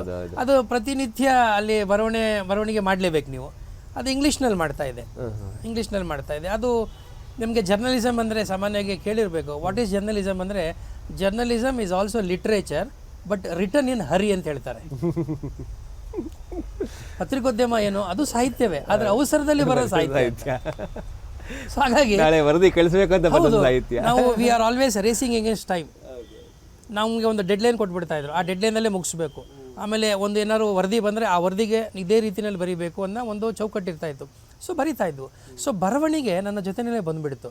ಸೊ ಹೀಗಾಗಿ ಓದೋದು, ಬರವಣಿಗೆ ಇವೆರಡೂ ಜೊತೆಯಲ್ಲೇ ನಾನು ಬೆಳೆಸ್ಕೊಂಡು ಬಂದಿದ್ದರಿಂದ ನಂತರದ ದಿನಗಳಲ್ಲಿ ನಾನು ಅಂಕಣಕಾರನಾಗಿ ಪತ್ರಿಕೆಗೆ ಬರೆಯೋಕ್ಕೆ ಶುರು ಮಾಡಿದಾಗ ಕನ್ನಡದಲ್ಲಿ ಜಾಸ್ತಿ ಬರೆಯೋಕ್ಕೆ ಶುರು ಮಾಡಿದೆ. ಇವತ್ತು ಸೋಷಿಯಲ್ ಮೀಡಿಯಾ ಜಮಾನದಲ್ಲಿ ಲೈಕ್ಸು, ಫಾಲೋವರ್ಸು, ವ್ಯೂಸಿಂದ ಓಡ್ತಾ ಸಂಬಂಧಗಳಿಗೆ ಬೆಲೆ ಕಡಿಮೆ ಆಗ್ತಾ ಇದೆಯಾ? ಇದರಿಂದ ಜನತೆ ಖಿನ್ನತೆಗೆ ಜಾರ್ತಾ ಇದೆಯಾ? ಇದ್ರ ಬಗ್ಗೆ ಏನು ಹೇಳ್ತೀರಾ ಸರ್? ನನಗನ್ಸುತ್ತೆ ಪ್ರತಿಯೊಂದು ಕಾಲಘಟ್ಟಕ್ಕೂ ಒಂದು ಧರ್ಮ ಅಂತ ಇರುತ್ತೆ, ಕಾಲಧರ್ಮ ಅಂತ. ಆ ಕಾಲಘಟ್ಟದಲ್ಲಿ ಆ ಜನ ಮತ್ತು ಆ ಸಮಾಜ ಹಾಗೆ ಅದನ್ನು ಅವರು ಹಾಗೆ ರೆಸ್ಪಾಂಡ್ ಮಾಡ್ತಾರೆ, ರಿಯಾಕ್ಟ್ ಮಾಡ್ತಾರೆ. ಹಾಗಾಗಿ ನಿಮಗೆ ಆ ಕಾಲಘಟ್ಟವನ್ನು ಈ ಕಾಲಘಟ್ಟಕ್ಕೆ ಹೋಲಿಸಿ ನೋಡೋಕ್ಕೆ ಒಳ್ಳೆಯದಲ್ಲ ಅಂತ ನಾನು ಯಾವಾಗಲೂ ಹೇಳ್ತಿರ್ತೀನಿ. Comparison is always not good. Number 1, ಸಂಬಂಧಗಳು ಅವತ್ತು ಕೆಡ್ತಾಯಿತ್ತು, ಅಳಿಸ್ತಾಯಿತ್ತು, ಇವತ್ತು ಅಳಿಸ್ತಾ ಇದೆ. ಬಹುಶಃ ಪ್ರಮಾಣ ಜಾಸ್ತಿ ಆಗಿರ್ಬೋದು ಮತ್ತು ವೇಗ ಜಾಸ್ತಿ ಆಗಿರ್ಬೋದು. ಆಮೇಲೆ ತಾನು ಬದುಕಿದ್ರೆ ಸಾಕು, ನನ್ನ ಕುಟುಂಬ ಬದುಕಿದ್ರೆ ಸಾಕು ಅನ್ನುವಂಥ ಆ ಧೋರಣೆಗಳು ಅದಕ್ಕೆ ಕಾರಣ ಆಗಿರ್ಬೋದು. ವೈರಾಗ್ಯ ಬರೋ ಕಡೆಯಲ್ಲಿ ವ್ಯಾಮೋಹ ಬಂದಾಗ ಈ ರೀತಿಯಾದಂಥ ಅಚಾತುರ್ಯಗಳು, ಸಂಬಂಧಗಳು ಕೆಡುವುದೆಲ್ಲ ಸಹಜವಾಗಿ ಆಗ್ತದೆ. ಪುಸ್ತಕ ಶೀರ್ಷಿಕೆಗಳು ಬಹಳಷ್ಟು ಚೆನ್ನಾಗಿವೆ ಸರ್. ಈ ಜೀವನ ನನ್ನದು, ಉದ್ಧಾರ ನಿಮ್ಮಿಂದಲೇ, ಯಾರನ್ನು ನಿರ್ಲಕ್ಷಿಸಬೇಡಿ ಅಂತ. ಈ ಮೂಲಕ ಏನು ಸಂದೇಶ ಕೊಡೋಕ್ಕೆ ಪ್ರಯತ್ನ ಪಡ್ತೀರಾ ಸರ್? ನೋಡಿ, ಈ ಜೀವನ ಭಾಳ ಶ್ರೇಷ್ಠವಾದದ್ದು. ನನ್ನ ಪ್ರಕಾರ ಜೀವ ಮತ್ತು ಜೀವನ ಎರಡೂ ಕೂಡ ಮಹತ್ವಪೂರ್ಣವಾದದ್ದು. ಇದನ್ನು ಯಾರೇ ವ್ಯಕ್ತಿ ಆಗಿರಲಿ, ನಾನೊಂದು ಪುಸ್ತಕ ಬರೆದ್ನಲ್ಲ, ಯಾರನ್ನೂ ನಿರ್ಲಕ್ಷಿಸಬೇಡಿ ಪ್ಲೀಸ್ ಅಂತ. ಪ್ರತಿಯೊಬ್ಬರಿಗೂ ಅವ್ರದ್ದೇ ಆದಂಥ ಒಂದು ಆತ್ಮಗೌರವ ಅಂತಿರುತ್ತೆ, ಅಸ್ತಿತ್ವ ಅಂತಿರುತ್ತೆ, ಸ್ವಾಭಿಮಾನ ಅಂತಿರುತ್ತೆ. ಅದು ಅಂತಸ್ತಿಂದ ಬರೋಲ್ಲ, ಅಧಿಕಾರದಿಂದ ಬರೋಲ್ಲ, ಜಾತಿಯಿಂದ ಬರೋದಿಲ್ಲ, ಅಥವಾ ಅವರ ಮನೆತನದಿಂದ ಬರುವುದಿಲ್ಲ. ವ್ಯಕ್ತಿಯನ್ನು ಗೌರವಿಸೋದನ್ನು ನಾವು ಮೊದಲು ಕಲಿಬೇಕು ಅನ್ನೋದೇ ಮನುಷ್ಯ ಧರ್ಮ. ಅದನ್ನು ನಾವು ಮಾಡದೇ ಹೋದಾಗ ಏನಾಗುತ್ತೆ, ನಾವು ಆತ್ಮದ್ರೋಹ ಮಾಡ್ಕೊಂಡಾಗುತ್ತೆ. ಅದರಲ್ಲೂ ವಿದ್ಯಾವಂತರಾಗಿರೋರು ಇದನ್ನು ಮಾಡಿದಾಗ ದೊಡ್ಡ ಆಘಾತ ಆಗೋಗುತ್ತೆ, ಆತ್ಮಘಾತಕ ಕೆಲಸ ಆಗುತ್ತೆ. ಇದನ್ನು ಮಾಡಬಾರ್ದು ಅಂತ ಒಂದು. ಮತ್ತು ಇವತ್ತಿನ ಜೀವನದಲ್ಲಿ ಏನಾಗ್ತಾಯಿದೆ, ನಮ್ಮ ಮಕ್ಕಳಿಗೆ ಒಂದು ಆದರ್ಶ ಅನ್ನೋದು ಅವ್ರ ಕಣ್ಣು ಕಾಣ್ತಾ ಇಲ್ಲ. ರೋಲ್ ಮಾಡೆಲ್ಸ್ ಯಾರು? ಈಗ ಯಾರಿಗೆ ಕೇಳಿ ನಮ್ಮ ಮಕ್ಕಳಿಗೆ, ಈಗಿನ ಜನ್ರೇಷನ್ ಅವ್ರಿಗೆ ಸಿನಿಮಾ ಸ್ಟಾರ್ ಅವ್ರಿಗೆ ರೋಲ್ ಮಾಡಲಿ, ಕ್ರಿಕೆಟ್ ಸ್ಟಾರು ರೋಲ್ ಮಾಡಲ್ ಆಗ್ತಾರೆ. ನಿಮ್ಮ ತಂದೆ ತಾಯಿ ಯಾಕೆ ನಿಮಗೆ ರೋಲ್ ಮಾಡಲ್ ಆಗೋದಿಲ್ಲ? ಈ ಪ್ರಶ್ನೆನ ನಾವು ಯಾರೂ ಕೇಳ್ತಾ ಇಲ್ಲ. Why my parents cannot become good roll models? They are the role models. ಇವತ್ತಿನ ಸಮಾಜ, ಇವತ್ತಿನ ಜನ, ನೀವಂದ್ರೆ ಸಂಬಂಧಗಳು ಯಾಕೆ ಕಡಿಮೆ ಅಳಿಸೋಗ್ತಾ ಇದೆ ಅಂದರೆ, ನಮಗೆ ನಮ್ಮ ತಂದೆ ತಾಯಿ ಯಾವತ್ತೂ ಕೂಡ ದೊಡ್ಡವರ ಕಾಣಿಸ್ತಾನೆ ಇಲ್ಲ. ಅವರ ಸ್ಯಾಕ್ರಿಫೈಸು, ಅವರ ತ್ಯಾಗ, ಅವರ ಪರಿಶ್ರಮ, ಇದ್ಯಾವುದು ಕೂಡ ನಮ್ಮ ಮುಂದೆ ದೊಡ್ಡದಾಗಿ ಕಾಣಿಸ್ತಾ ಇಲ್ಲ. ಇವತ್ತಿನ ಸಮಾಜಕ್ಕೆ ಅದು ನಾವು ಹೇಳ್ಕೊಡ್ಬೇಕು. ತಂದೆ ತಾಯಿಗಳು ಹೇಳ್ಕೊಡೋದಿಲ್ಲ. ಯಾವ ತಂದೆ ತಾಯಿ ಹೇಳ್ಕೊಡ್ತಾರೆ, ನಾನು ನಿಮಗೆ ಇಷ್ಟೆಲ್ಲ ಮಾಡಿದ್ದೀನಿ, ಹಾಗೆ ಮಾಡಿದ್ದೀನಿ, ಹೀಗೆ ಮಾಡಿದ್ದೀನಿ, ಹೇಳ್ಕೊಳ್ಳೋದಿಲ್ಲ ಅವರು. ಬಟ್ ನಾವು ಅವರ ಸೂಕ್ಷ್ಮ ಮನಸ್ಸನ್ನು ಅರ್ಥ ಮಾಡಿಕೊಳ್ಳುವ ಸಂವೇದನತೆಯನ್ನು ಇವತ್ತಿನ ಏನು ಜನರೇಷನ್ಗೆ ನಾವು ಹೇಳ್ಕೊಡ್ಬೇಕಾಗಿದೆ. ಸೊ ಅದು ಬಹಳ ಮುಖ್ಯ. ವ್ಯಕ್ತಿತ್ವ ನಿರ್ಮಾಣ ಮಾಡ್ಕೊಳ್ಳೋದು ಹೇಗೆ? ನನಗೆ ಕಾಲೇಜ್ ಬಗ್ಗೆ, ಯೂನಿವರ್ಸಿಟಿಗಳ ಬಗ್ಗೆ ಸಿಟ್ಟಿದೆ. ನೀವು ಕೇಳಿದ್ರೆ ನಾನು ನಿಸ್ಸಂಕೋಚವಾಗಿ ಹೇಳ್ತೀನಿ. ಯಾಕೆ ಅಂದರೆ, ಈ ಕಾಲೇಜುಗಳು, ಯೂನಿವರ್ಸಿಟಿಗಳು ಬರೀ ನಮಗೆ ಡಿಗ್ರಿಗಳು, ಸರ್ಟಿಫಿಕೇಟ್ಗಳು ಕೊಟ್ಬಿಡ್ತು. ವ್ಯಕ್ತಿಗಳನ್ನು ನಿರ್ಮಾಣ ಮಾಡಿದರು, ವ್ಯಕ್ತಿತ್ವಗಳನ್ನು ನಿರ್ಮಾಣ ಮಾಡಲಿಲ್ಲ. ಅದು ಇದೆಲ್ಲ ಅನಾಹುತಗಳಿಗೆ ಕಾರಣ ಆಗ್ತದೆ. ವ್ಯಕ್ತಿತ್ವಗಳನ್ನು ನಿರ್ಮಾಣ ಮಾಡಿದಿದ್ರೆ ಪ್ರಾಯಶಃ ಎಲ್ಲ ಸಂಬಂಧಗಳು ಸುಮಧುರವಾಗಿರ್ತಿತ್ತೇನೋ. Of course I don't believe in ideal society. No society is perfect. But still ಯೂನಿವರ್ಸಿಟಿಗಳು, ಕಾಲೇಜುಗಳು ಆ ಮಟ್ಟಿಗೆ ಪ್ರಯತ್ನ ಮಾಡ್ಬೋದಾಗಿತ್ತೇನೋ ಅಂತ. ಆ ಕಾರಣಕ್ಕಾಗಿ ನಾನು ಬರೆದ ಎಲ್ಲವೂ ಕೂಡ ಈ ವ್ಯಕ್ತಿತ್ವ ನಿರ್ಮಾಣ ಮಾಡ್ಕೊಳ್ಳೋದು ಹೇಗೆ, ಒಳ್ಳೆ ಮೌಲ್ಯಗಳನ್ನು ರೂಢಿಸ್ಕೊಳ್ಳೋದು ಹೇಗೆ. ಯಾವ ಶಾಲಾ ಕಾಲೇಜುಗಳು ಜೀವನ ಶಿಕ್ಷಣ ಕೊಡಲಿಲ್ಲ ನಮಗೆ, ಬರೀ ಶಿಕ್ಷಣ ಕೊಡ್ತು. ಜೀವನ ಶಿಕ್ಷಣ ಕೊಡದೇ ಇರೋದನ್ನು ನನ್ನ ಪತ್ರಿಕೆಯಲ್ಲಿ, ನನ್ನ ಲೇಖನಗಳಲ್ಲಿ ಬರೆಯೋಕ್ಕೆ ಪ್ರಾರಂಭ ಮಾಡಿದೆ. ಅದ್ರ ಜೀವನೋತ್ಸಾಹ ಅಂತ ಇನ್ನೊಂದು ಪುಸ್ತಕ ಕೂಡ ಬರೀತೀರಾ. ನೋಡಿ, ವ್ಯಕ್ತಿತ್ವ ನಿರ್ಮಾಣ ಎಷ್ಟು ಮುಖ್ಯ, ಕೌಟುಂಬಿಕ ಮೌಲ್ಯಗಳು ಎಷ್ಟು ಮುಖ್ಯ ಅನ್ನೋದನ್ನ ತಿಳಿಸ್ಕೊಳ್ಳೋದು, ಇದನ್ನು ಹೇಳ್ಕೊಡ್ಬೇಕು ನಾವು. ನಮ್ಮ ಶಿಕ್ಷಣ ಪದ್ಧತಿಯಲ್ಲಿ ಅದಿಲ್ಲ. ಯಾತಕ್ಕಿಲ್ಲ ಅಂತಂದರೆ, ನಮ್ಮ ಶಿಕ್ಷಣ ನಮ್ಮದಲ್ಲ, ಬ್ರಿಟಿಷರಿಂದ ಎರವಲು ಪಡ್ಕೊಂಡಂಥ ಶಿಕ್ಷಣ ಪದ್ಧತಿ. ಅದು ಪರಿಪೂರ್ಣವಾಗಿಲ್ಲ. ಆಗೊಮ್ಮೆ ಈಗೊಮ್ಮೆ ನಾವೊಂದಷ್ಟು ತೇಪೆ ಹಾಕೊಂಡು ಬಂದಿದ್ದು ಬಿಟ್ಟರೆ ಪರಿಪೂರ್ಣವಾದ ಶಿಕ್ಷಣ ನಾವು ಕೊಡೋಕ್ಕೆ ಸಾಧ್ಯವೇ ಆಗಲಿಲ್ಲ. ಆ ಶಿಕ್ಷಣ ಪದ್ಧತಿಯಲ್ಲಿರುವ ದೋಷಗಳೇ ವ್ಯಕ್ತಿತ್ವದಲ್ಲೂ ಕೂಡ ಮುಂದುವರಿತಾ ಇದೆ, ಸಮಾಜದಲ್ಲೂ ಮುಂದುವರಿತಾ ಇದೆ. ಆ ಕಾರಣಕ್ಕಾಗಿ ನಾನು ಈಗ ನೋಡಿ, ಬಹಳ ಮುಖ್ಯವಾಗಿ ಒಬ್ಬ ವ್ಯಕ್ತಿಗೆ, ಒಬ್ಬ ವಿದ್ಯಾರ್ಥಿಗೆ ಬೇಕಾಗಿರೋದೇನು, ನನಗೆ ಗೊತ್ತಿರೋಂಗೆ 3 ಇಂಗ್ರೀಡಿಯೆಂಟ್ಸ್ ಬೇಕು. ನಿಮ್ಮಲ್ಲಿ ಆಸಕ್ತಿ ಇರಬೇಕು. ಅದನ್ನು ಸ್ವಲ್ಪ ಮುಂದುವರೆದ ಭಾಗವಾಗಿ ಹೇಳಿದರೆ ಆ್ಯಪ್ಟಿಟ್ಯೂಡ್ ಅಂತ ಬಳಸ್ಕೊಳ್ಳೋಣ. ಇಂಟ್ರೆಸ್ಟ್ಗಿಂತ ಸ್ವಲ್ಪ ನೆಕ್ಸ್ಟ್ ಲೆವೆಲ್ ಆ್ಯಪ್ಟಿಟ್ಯೂಡ್. ಎರಡನೇದು, ನಿಮ್ಮಲ್ಲಿ ಒಂದು ಉತ್ಸಾಹ ಇರಬೇಕು. ಆ ಉತ್ಸಾಹ, ಹುಮ್ಮಸ್ಸು ನೀವು ಕಳ್ಕೊಂಬಿಟ್ರೆ ಜೀವನದಲ್ಲಿ ಏನಿದೆ? ಮೂರನೇದು ಕುತೂಹಲ. ಇವು ಮೂರೂ ಕೂಡ they are the basic ingredients of A good human being. ಇದನ್ನು ಕಳ್ಕೊಂಡ ತಕ್ಷಣ ನಾವು ಮನುಷ್ಯತ್ವವನ್ನೇ ಕಳ್ಕೊಂಡ್ಬಿಡ್ತೀವಿ. ನಾವು ಮನುಷ್ಯದ ಬಗ್ಗೆ, ಜೀವನದ ಬಗ್ಗೆನೇ ಪ್ರೀತಿ ಕಳ್ಕೊಂಡ್ಬಿಡ್ತೀವಿ. ಜೀವನ ಪ್ರೀತಿಯನ್ನು ಕಳ್ಕೊಬಾರ್ದು. ಹಾಗಾಗಿ ನಾನು ಒಂದು ಪುಸ್ತಕದ ಹೆಸರು ಕೂಡ ಜೀವನ ಪ್ರೀತಿ, ಆಮೇಲೆ ಜೀವನೋತ್ಸಾಹ, ಜೀವನ ಮಂಟಪ. ಈ ರೀತಿ ಜೀವನದ ಸುತ್ತನೇ ನಾವು ಬದುಕ್ತಾ ಇದ್ದೀವಿ. ನಾನು ಆಗಲೇ ಹೇಳಿದೆ, ಜೀವ ಮತ್ತು ಜೀವನ ಇವೆರಡು ಬಹಳ ಮುಖ್ಯವಾದದ್ದು. ಅದನ್ನು ಉಳಿಸ್ಕೋಬೇಕು ನಾವು. ಆಮೇಲೆ ಗೌರವಿಸಬೇಕು, ಪ್ರತಿಯೊಬ್ಬರ ಜೀವನವನ್ನು ಗೌರವಿಸಬೇಕು. ಎಸ್, ಜೀವನದ ಮೇಲೆ ಉತ್ಕಟವಾದಂಥ ಪ್ರೀತಿ ಇಟ್ಕೊಂಡಾಗ ಮಾತ್ರ ಚೆನ್ನಾಗಿ ನಡೆಸಲಿಕ್ಕೆ ಸಾಧ್ಯ. ಒಳ್ಳೆ ಸಂದೇಶ ಕೊಟ್ಟಿದ್ದೀರಾ. ಹಾಗೆ ತಮ್ಮ ಸಾಹಿತ್ಯ ಸೇವೆಯಿಂದ ಆಡಳಿತ ಸೇವೆ ಕಡೆಗೆ ಬರೋಣ ಸರ್. ಅಸಿಸ್ಟೆಂಟ್ ಕಮಿಷನರ್ ಆಗಿ ಹುಣಸೂರಿಂದ ತಮ್ಮ ಜರ್ನಿ ಪ್ರಾರಂಭವಾಗುತ್ತೆ. ಹಾಗೆ ಅನೇಕ ನಗರಗಳಲ್ಲಿ, ಮಡಿಕೇರಿ ಆದಿಗೆ ಅನೇಕ ಕಡೆ ಮಾಡ್ತೀರಾ ಸರ್. ಸೊ ತಮ್ಮ ಜರ್ನಿ, ಆಡಳಿತ ಸೇವೆ ಜರ್ನಿ ಹೆಂಗೆ ಸ್ಟಾರ್ಟ್ ಆಯಿತು, ಅಲ್ಲಿಂದ ಮುಂದುವರಿಸೋದಾದ್ರೆ? ಅದೇ, ನನಗೆ ಈಗ ನೋಡಿ, ನಾನು ಪತ್ರಕರ್ತನಾಗಿ ಶುರು ಮಾಡಿದೆ, ಆಮೇಲೆ ಟೀಚರ್ ಆದೆ. ಇವೆರಡೂ ಕೂಡ ಆಕಸ್ಮಿಕವಾಗಿ ಅನಿವಾರ್ಯವಾದಂಥ ನನ್ನ ವೃತ್ತಿಗಳು. ನನ್ನ ಒಳಗಡೆ ಒಂದು ತುಡಿತಾ ಇತ್ತು. ಅದು administration was my passion. Passion ಅಂದರೆ ಗೀಳು, ಅದು ನನ್ನ ಹುಚ್ಚು. ನಾನು ಹೆಂಗಾದರೂ ಮಾಡಿ ಅಡ್ಮಿನಿಸ್ಟ್ರೇಷನ್ಗೆ ಬರಬೇಕು, ಇಷ್ಟೇ. ಅದಕ್ಕೆ ಕಾರಣ ನಾನು ಆಗಲೇ ಹೇಳ್ದಂಗೆ, ನನ್ನ ದೊಡ್ಡಪ್ಪನ ಮಗ ಅಂದರೆ ನಮ್ಮ ಅಣ್ಣ. ನಮ್ಮನ್ನೆಲ್ಲ 5 ಮಕ್ಕಳನ್ನು ಸಾಕಿ ನಮಗೊಂದು ದಾರಿ ತೋರಿಸಿದವರು ನಮ್ಮ ತಂದೆ ಇದ್ದರೂ ಕೂಡ ನಮ್ಮ ಮಾರ್ಗದರ್ಶನ ಮಾಡಿದವರು ನಮ್ಮ ಬ್ರದರ್ CR ರಂಗಸ್ವಾಮಿ ಅಂತ ಲೆಕ್ಚರ್ ಆಗಿ ಪ್ರಿನ್ಸಿಪಲ್ರಾಗಿದ್ದರು, ತೀರ್ಕೊಂಬಿಟ್ರು. ಅವರು ನನಗೆ 7ನೇ ಕ್ಲಾಸಲ್ಲಿ ಇರಬೇಕಾದ್ರೆ ತಲೆ ಒಳಗಡೆ ಹೇಳಿದರು, ನೀನು ನಾಳೆ ದಿನ IAS ಆಫೀಸರ್ ಆಗಬೇಕು. ಯಾಕಾಗಬೇಕು ಅಂತಂದರೆ, ನಿನ್ನಲ್ಲಿ ಆ ಪೊಟೆನ್ಷಿಯಲ್ ಇದೆ. ಎರಡೇ ಮಾತು ಹೇಳಿದ್ದು. ಮತ್ತು ನೀನು IAS ಆಫೀಸರ್ ಆಗೋದ್ರಿಂದ ಸಾವಿರಾರು ಜನಕ್ಕೆ ಸಹಾಯ ಮಾಡೋಕ್ಕೆ ಅವಕಾಶ ಇದೆ. ಇವೆರಡು ಬಿಟ್ಟು ನನಗೆ ಅವ್ರು ಇನ್ನೇನು ಹೇಳಲಿಲ್ಲ. ಇವತ್ತು ನಾನು, ನೀವು, ಇದು ಯಾರೇ ಆಗಲಿ, ಸಾರ್ವಜನಿಕ ಬದುಕಿಗೆ ಬಂದಾಗ it is a public service. UPSC ಬರೀತೀವಿ, it's a public service. KPSC ಬರೀತೀವಿ, it's a public service. So we must understand it is public service ಅನ್ನೋದು ಅರ್ಥ ಮಾಡ್ಕೋಬೇಕು. ಸಾರ್ವಜನಿಕ ಸೇವೆ ಅದು ಬಹಳ ಮುಖ್ಯವಾದದ್ದು. ಸೇವೆ ಅನ್ನೋದನ್ನು ಬೇರೆ ದೃಷ್ಟಿಯಿಂದ ನೋಡೋಕ್ಕೆ ಹೋಗಬಾರ್ದು. ನನಗೆ ಮುಂಚೆಯಿಂದ ಅದಿತ್ತು, ಪಬ್ಲಿಕ್ ಸರ್ವಿಸ್ಗೆ ಹೋಗಬೇಕು. ಆ ಪ್ಯಾಷನ್ ಇದ್ದಿದ್ದರಿಂದ ಸ್ವಲ್ಪ ತಡ ಆಗಿದೆ ನನ್ನ ಜೀವನದಲ್ಲಿ. ಯಾಕೆಂದರೆ ನಾನು KS ಮಾಡಿಕೊಂಡು KSನಲ್ಲಿ ಇಡೀ ಸ್ಟೇಟ್ನಲ್ಲೇ 75,000 ಜನ ಬರೆದದ್ರಲ್ಲಿ ನಾನು 6ನೇ 7ನೇ ರ್ಯಾಂಕ್ ತೊಗೊಂಡು ಸ್ಟೇಟ್ನಲ್ಲಿ, ನಂತರ IASಗೆ ನಾನು ಪ್ರಮೋಷನ್ ಆಗಿ ನಾನು ಬರಬೇಕಾಯ್ತು. ಸೊ ನಮ್ಮ ಅಣ್ಣ ಅಥವಾ ನಮ್ಮ ತಂದೆ ತಾಯಿ ಏನು ಆಸೆ ಪಟ್ಟಿದ್ರು ಆ ಪ್ರಕಾರ ನಾನು IASವರೆಗೆ ಬರಲಿಕ್ಕೆ ಸಾಧ್ಯ ಆಯಿತು. ಮೊದಲನೇ ಪೊಸಿಷನ್ನು ನಾನು ತಗೊಂಡಿದ್ದು ಅಸಿಸ್ಟೆಂಟ್ ಕಮಿಷನರ್ ಹುಣಸೂರಿನಲ್ಲಿ, ಮೈಸೂರು ಜಿಲ್ಲೆ ಹುಣಸೂರಿನಲ್ಲಿ ನಾನು AC ಆಗಿ ಕೆಲಸ ಮಾಡಿದೆ. ಅದಕ್ಕಿಂತ ಮುಂಚೆ ನಾನು ಕಾರವಾರ ಮತ್ತು ಚಾಮರಾಜನಗರದ ಪ್ರೊಬೇಷನರ್ ಆಗಿದ್ದೆ. ಆಮೇಲೆ ಇದೇ ರೀತಿಯಲ್ಲಿ ಮುಂದುವರಿತಾ ನನ್ನ ಒಂದು ಆಡಳಿತಕ್ಕೆ ಬರಬೇಕಾದ್ರೆ ಮೂಲ ಪ್ರೇರಣೆ ನಮ್ಮ ಅಣ್ಣನೇ. ಆಮೇಲೆ ನನಗೆ ಅವತ್ತು ಅನ್ನಿಸ್ತಾ ಇತ್ತು, ಇಲ್ಲ ನೀವು ಆಡಳಿತಕ್ಕೆ ಹೋದರೆ ಒಂದಷ್ಟು ಜನಕ್ಕೆ ಒಳ್ಳೇದು ಮಾಡ್ಬೋದು. ಕಾರಣ ಏನಪ್ಪ ಅಂದರೆ, ಈ ಪಬ್ಲಿಕ್ ಸರ್ವಿಸಿಗೆ ಬರೋರಿಗೆ ವಿಶೇಷವಾಗಿ 3 ಗುಣಗಳಿರಬೇಕು. ನಿಮ್ಮಲ್ಲಿ ಒಂದು ಎಂಪತಿ ಇರಬೇಕು, ಅನುಕಂಪ ಅಲ್ಲ, ಎಂಪತಿ ಇರಬೇಕು. ಅಂದರೆ ನೀವಾಗಿದ್ದು ಬಡವರ ಅಥವಾ ಯಾರು ಕಷ್ಟದಲ್ಲಿರ್ತಾರೆ ನೊಂದವರ ಸಮಸ್ಯೆಯನ್ನು ಅರ್ಥ ಮಾಡಿಕೊಳ್ಳುವ ಸಂವೇದನಾಶೀಲತೆ, ಆ ಸ್ಥಾನದಲ್ಲಿ ನಿಂತ್ಕೊಂಡು ನಾವು ನೋಡಬೇಕು. ಅದು ಎಂಪತಿ, ಆ ಎಂಪತಿ ಇರಬೇಕು. ಎರಡನೇದು, ನೀವು ಪಬ್ಲಿಕ್ ಜೊತೆಯಲ್ಲಿ ಒಡನಾಟವನ್ನು ಇಟ್ಕೋಬೇಕು. ಸಾರ್ವಜನಿಕರೊಂದಿಗೆ ಒಡನಾಟ ಇಟ್ಕೊಂಡಿದ್ದಾಗ ನಿಮಗೆ ನಿಜವಾದ ಸತ್ಯ ಗೊತ್ತಾಗುತ್ತೆ. ಇಲ್ಲದೆ ಹೋದರೆ ನಿಮಗೆ ಏನು ದೊರೀತದ ಅಧಿಕಾರಿಯಾಗಿ ಮೇಲ್ಮಟ್ಟದಲ್ಲಿ ತೀರ್ಮಾನಗಳು ಮಾಡ್ತೀರಲ್ಲ, ಇವೆಲ್ಲವೂ ಕೂಡ ದೋಷಪೂರ್ಣಿತ ತೀರ್ಮಾನಗಳಾಗೋಗ್ಬಿಡ್ತವೆ, ದೋಷಪೂರಿತವಾಗುತ್ತೆ, ಕಾಗದದ ಮೂಲಕ ಬರೋ ಸಂದೇಶ ಹಂಗಾಗೋಗ್ಬಿಡುತ್ತೆ. ಮೂರನೇದೇನಪ್ಪ ಅಂದರೆ, ಎಲ್ಲಿ ಏನೇ ಸಮಸ್ಯೆ ಬಂದರೂ ಕೂಡ as a public officer you should be present in the field. Your physical presence solves 50% of the problem. ಆಮೇಲೆ ದೇವದುರ್ಗ, ರಾಯಚೂರು, ಕಾರವಾರದಲ್ಲಿ ಸೇವೆ ಮಾಡಿ ಮಡಿಕೇರಿಯಲ್ಲಿ ಕೂಡ ಸೇವೆ ಮಾಡ್ತೀರಾ. ಆ ಸಂದರ್ಭದಲ್ಲಿ ಒಂದು ಮೇಂಟೆನೆನ್ಸ್ ಆ್ಯಕ್ಟ್ ಅಂತ ಬರುತ್ತೆ, ಸರ್ಕಾರ ತರುತ್ತೆ, ಅದನ್ನ ಬಹಳ ಎಫೆಕ್ಟಿವಾಗಿ ಇಂಪ್ಲಿಮೆಂಟ್ ಮಾಡ್ತೀರಾ. ಆಗಲೇ ಮೌಲ್ಯಗಳ ಬಗ್ಗೆ ಮಾತಾಡ್ತೀರಿ, ವಯಸ್ಸಾದವ್ರಿಗೆ, ಯಾರು ನೋಡ್ಕೊಳ್ಳೋದಿಲ್ಲದವ್ರಿಗೆ, ಅದು ಎಷ್ಟು ಪ್ರಮುಖ ಅಂತ ಅನಿಸುತ್ತೆ? 2010 ನಾನು ಮಡಿಕೇರಿನಲ್ಲಿ ಅಸಿಸ್ಟೆಂಟ್ ಕಮಿಷನರ್ ಕೆಲಸ ಮಾಡ್ತಾಯಿದ್ದೆ. ಕಾರವಾರದಿಂದ ಟ್ರಾನ್ಸ್ಫರ್ ಆಗಿ ನಾನು ಅಲ್ಲಿಗೆ ಬಂದೆ. 2009ರಲ್ಲಿ ಒಂದು ಹೊಸ ಕಾಯ್ದೆ ಜಾರಿಗೆ ಬಂತು, maintenance and welfare of parents and senior citizens act of 2009 ಅಂತ ಒಂದು ಆ್ಯಕ್ಟ್ ಬಂತು.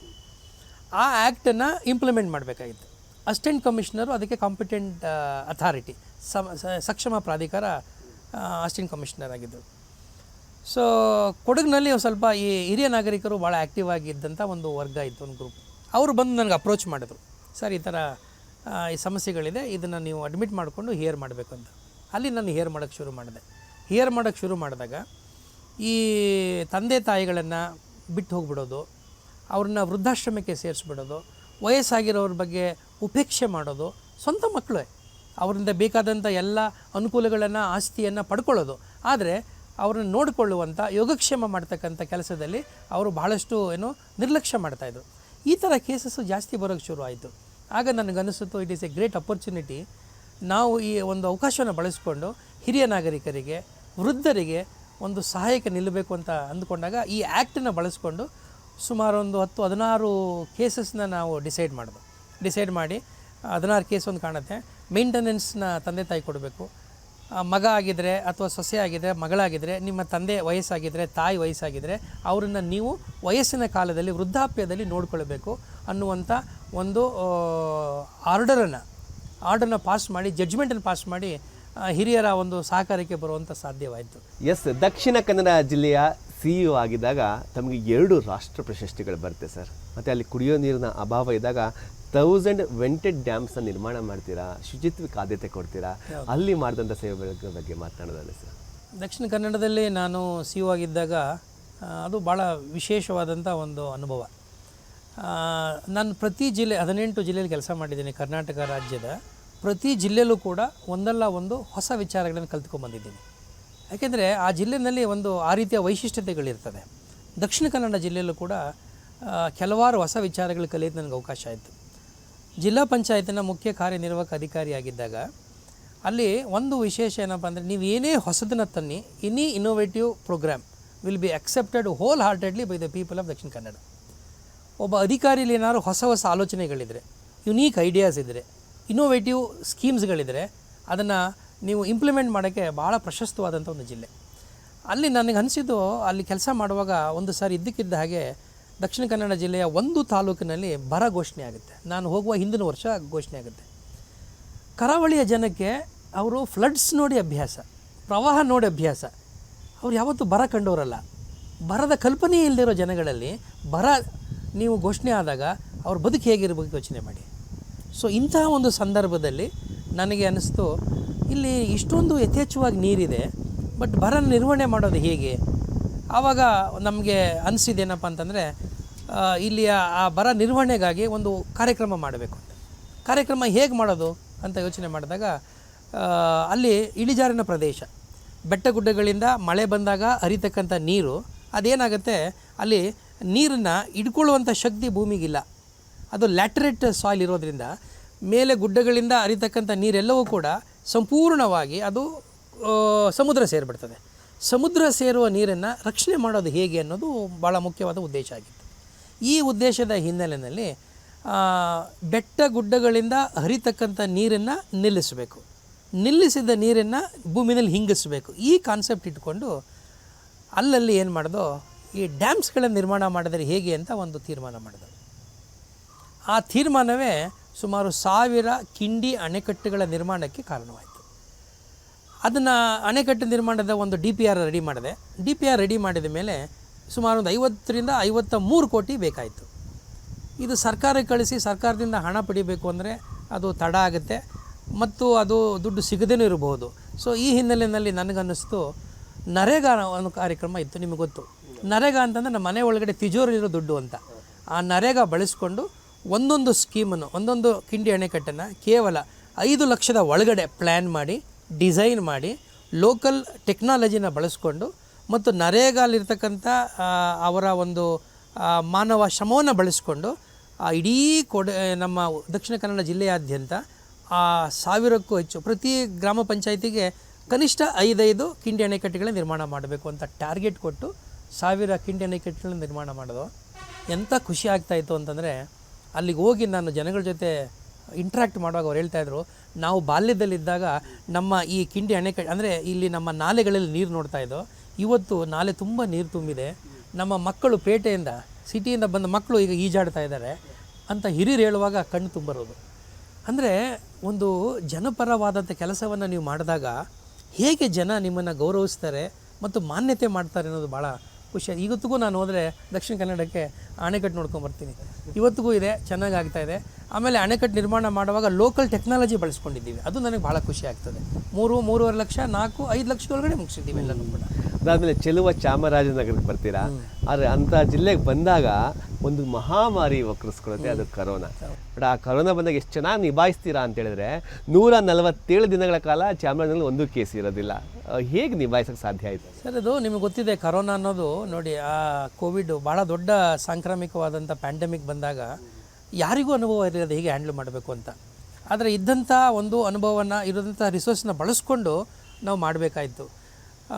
ನನಗನ್ಸುತ್ತೆ ಆವತ್ತಿನ ಕಾಲದಲ್ಲಿದ್ದಂಥ 30-31 ಜನ DC ಪ್ರಾಯಶಃ ಅವರ ಕೆರಿಯರ್ನಲ್ಲಿ ಮತ್ತೆ ಇಂಥ ಒಂದು ದೊಡ್ಡ ಕ್ರೈಸಿಸ್ ಮ್ಯಾನೇಜ್ಮೆಂಟ್ ಎಕ್ಸಸೈಸ್ ಆಗಲಿಕ್ಕೆ ಸಾಧ್ಯ ಇಲ್ಲ.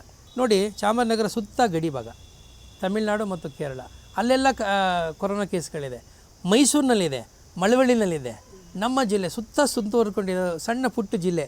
ಈ ಜಿಲ್ಲೆನ ಕಾಪಾಡ್ಕೋಬೇಕಾದ್ರೆ ಬಹಳ ದೊಡ್ಡ ಒಂದು ಸಂಕಲ್ಪ ಮಾಡಬೇಕಾಯಿತು.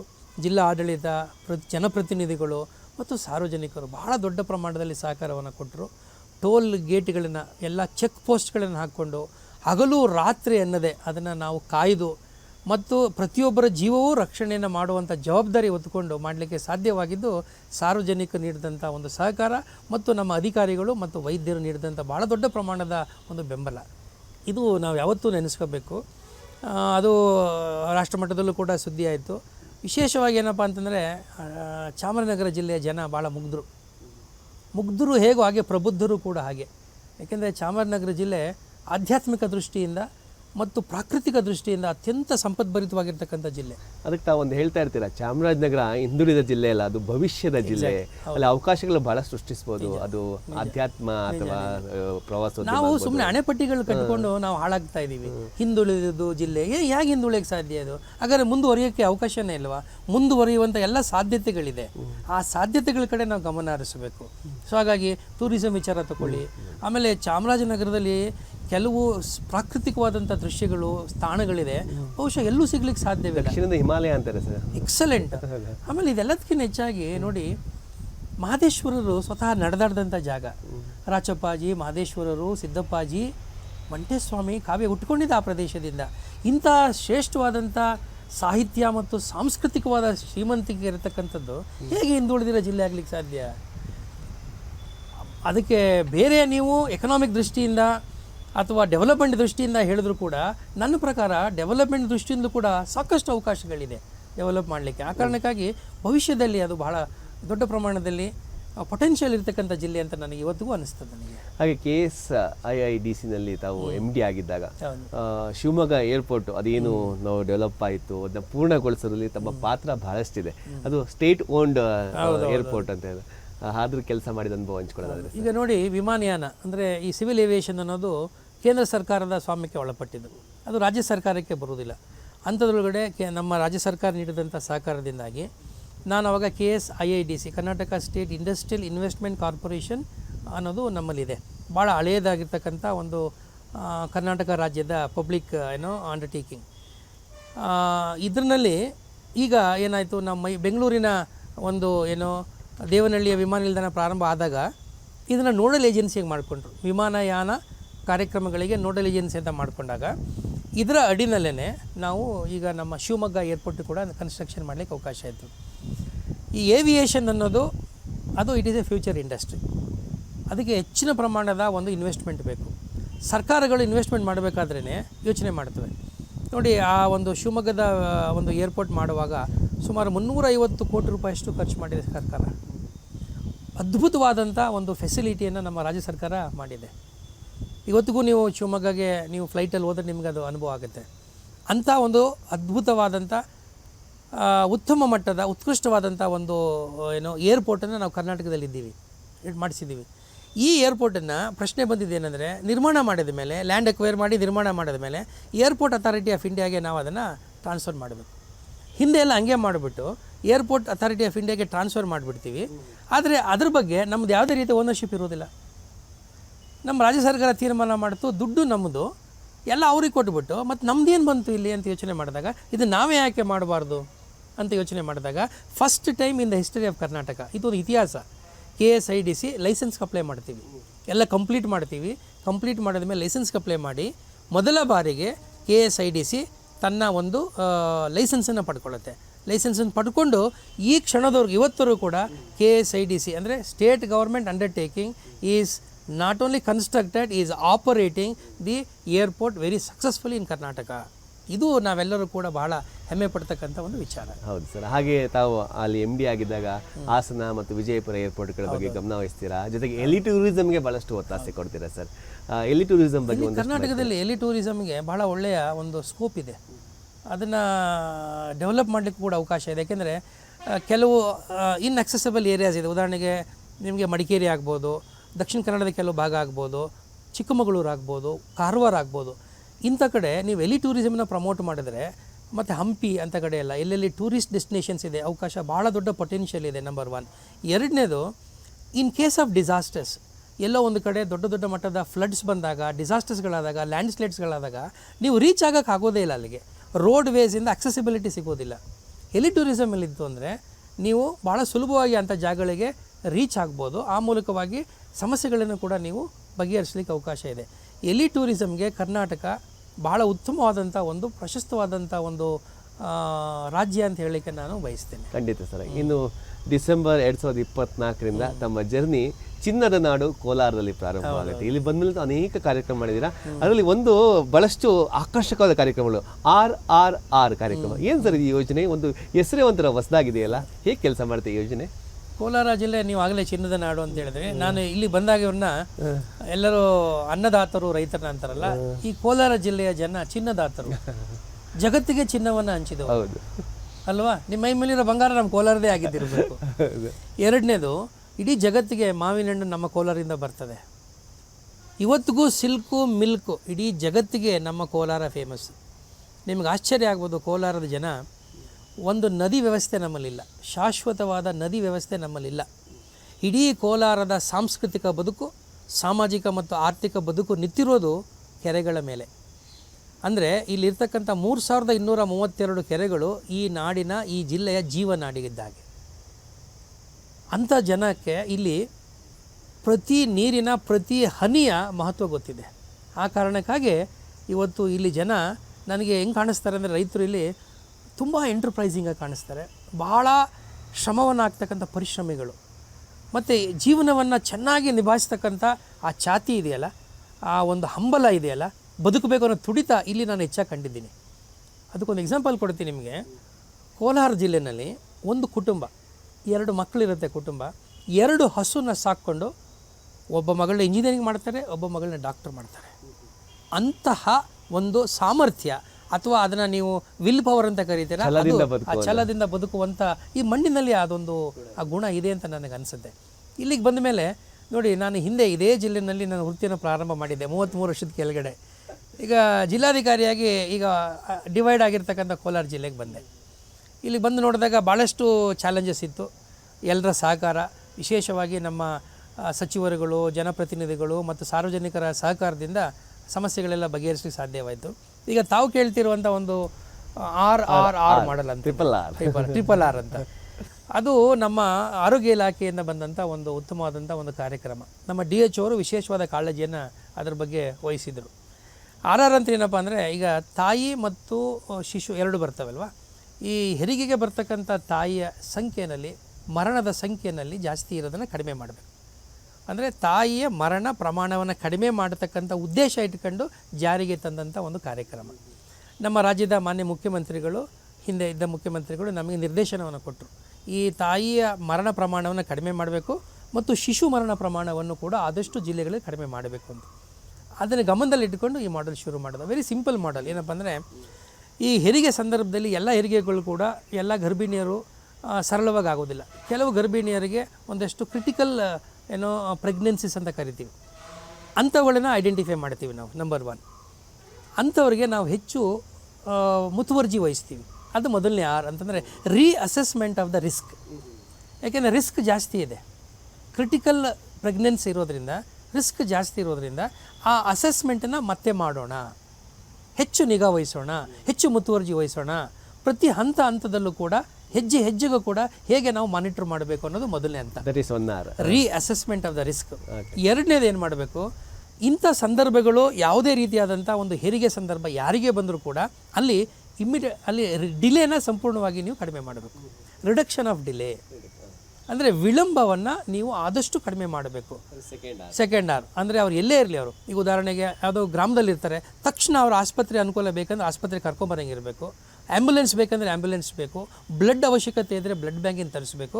Reduction of delay, this is very important.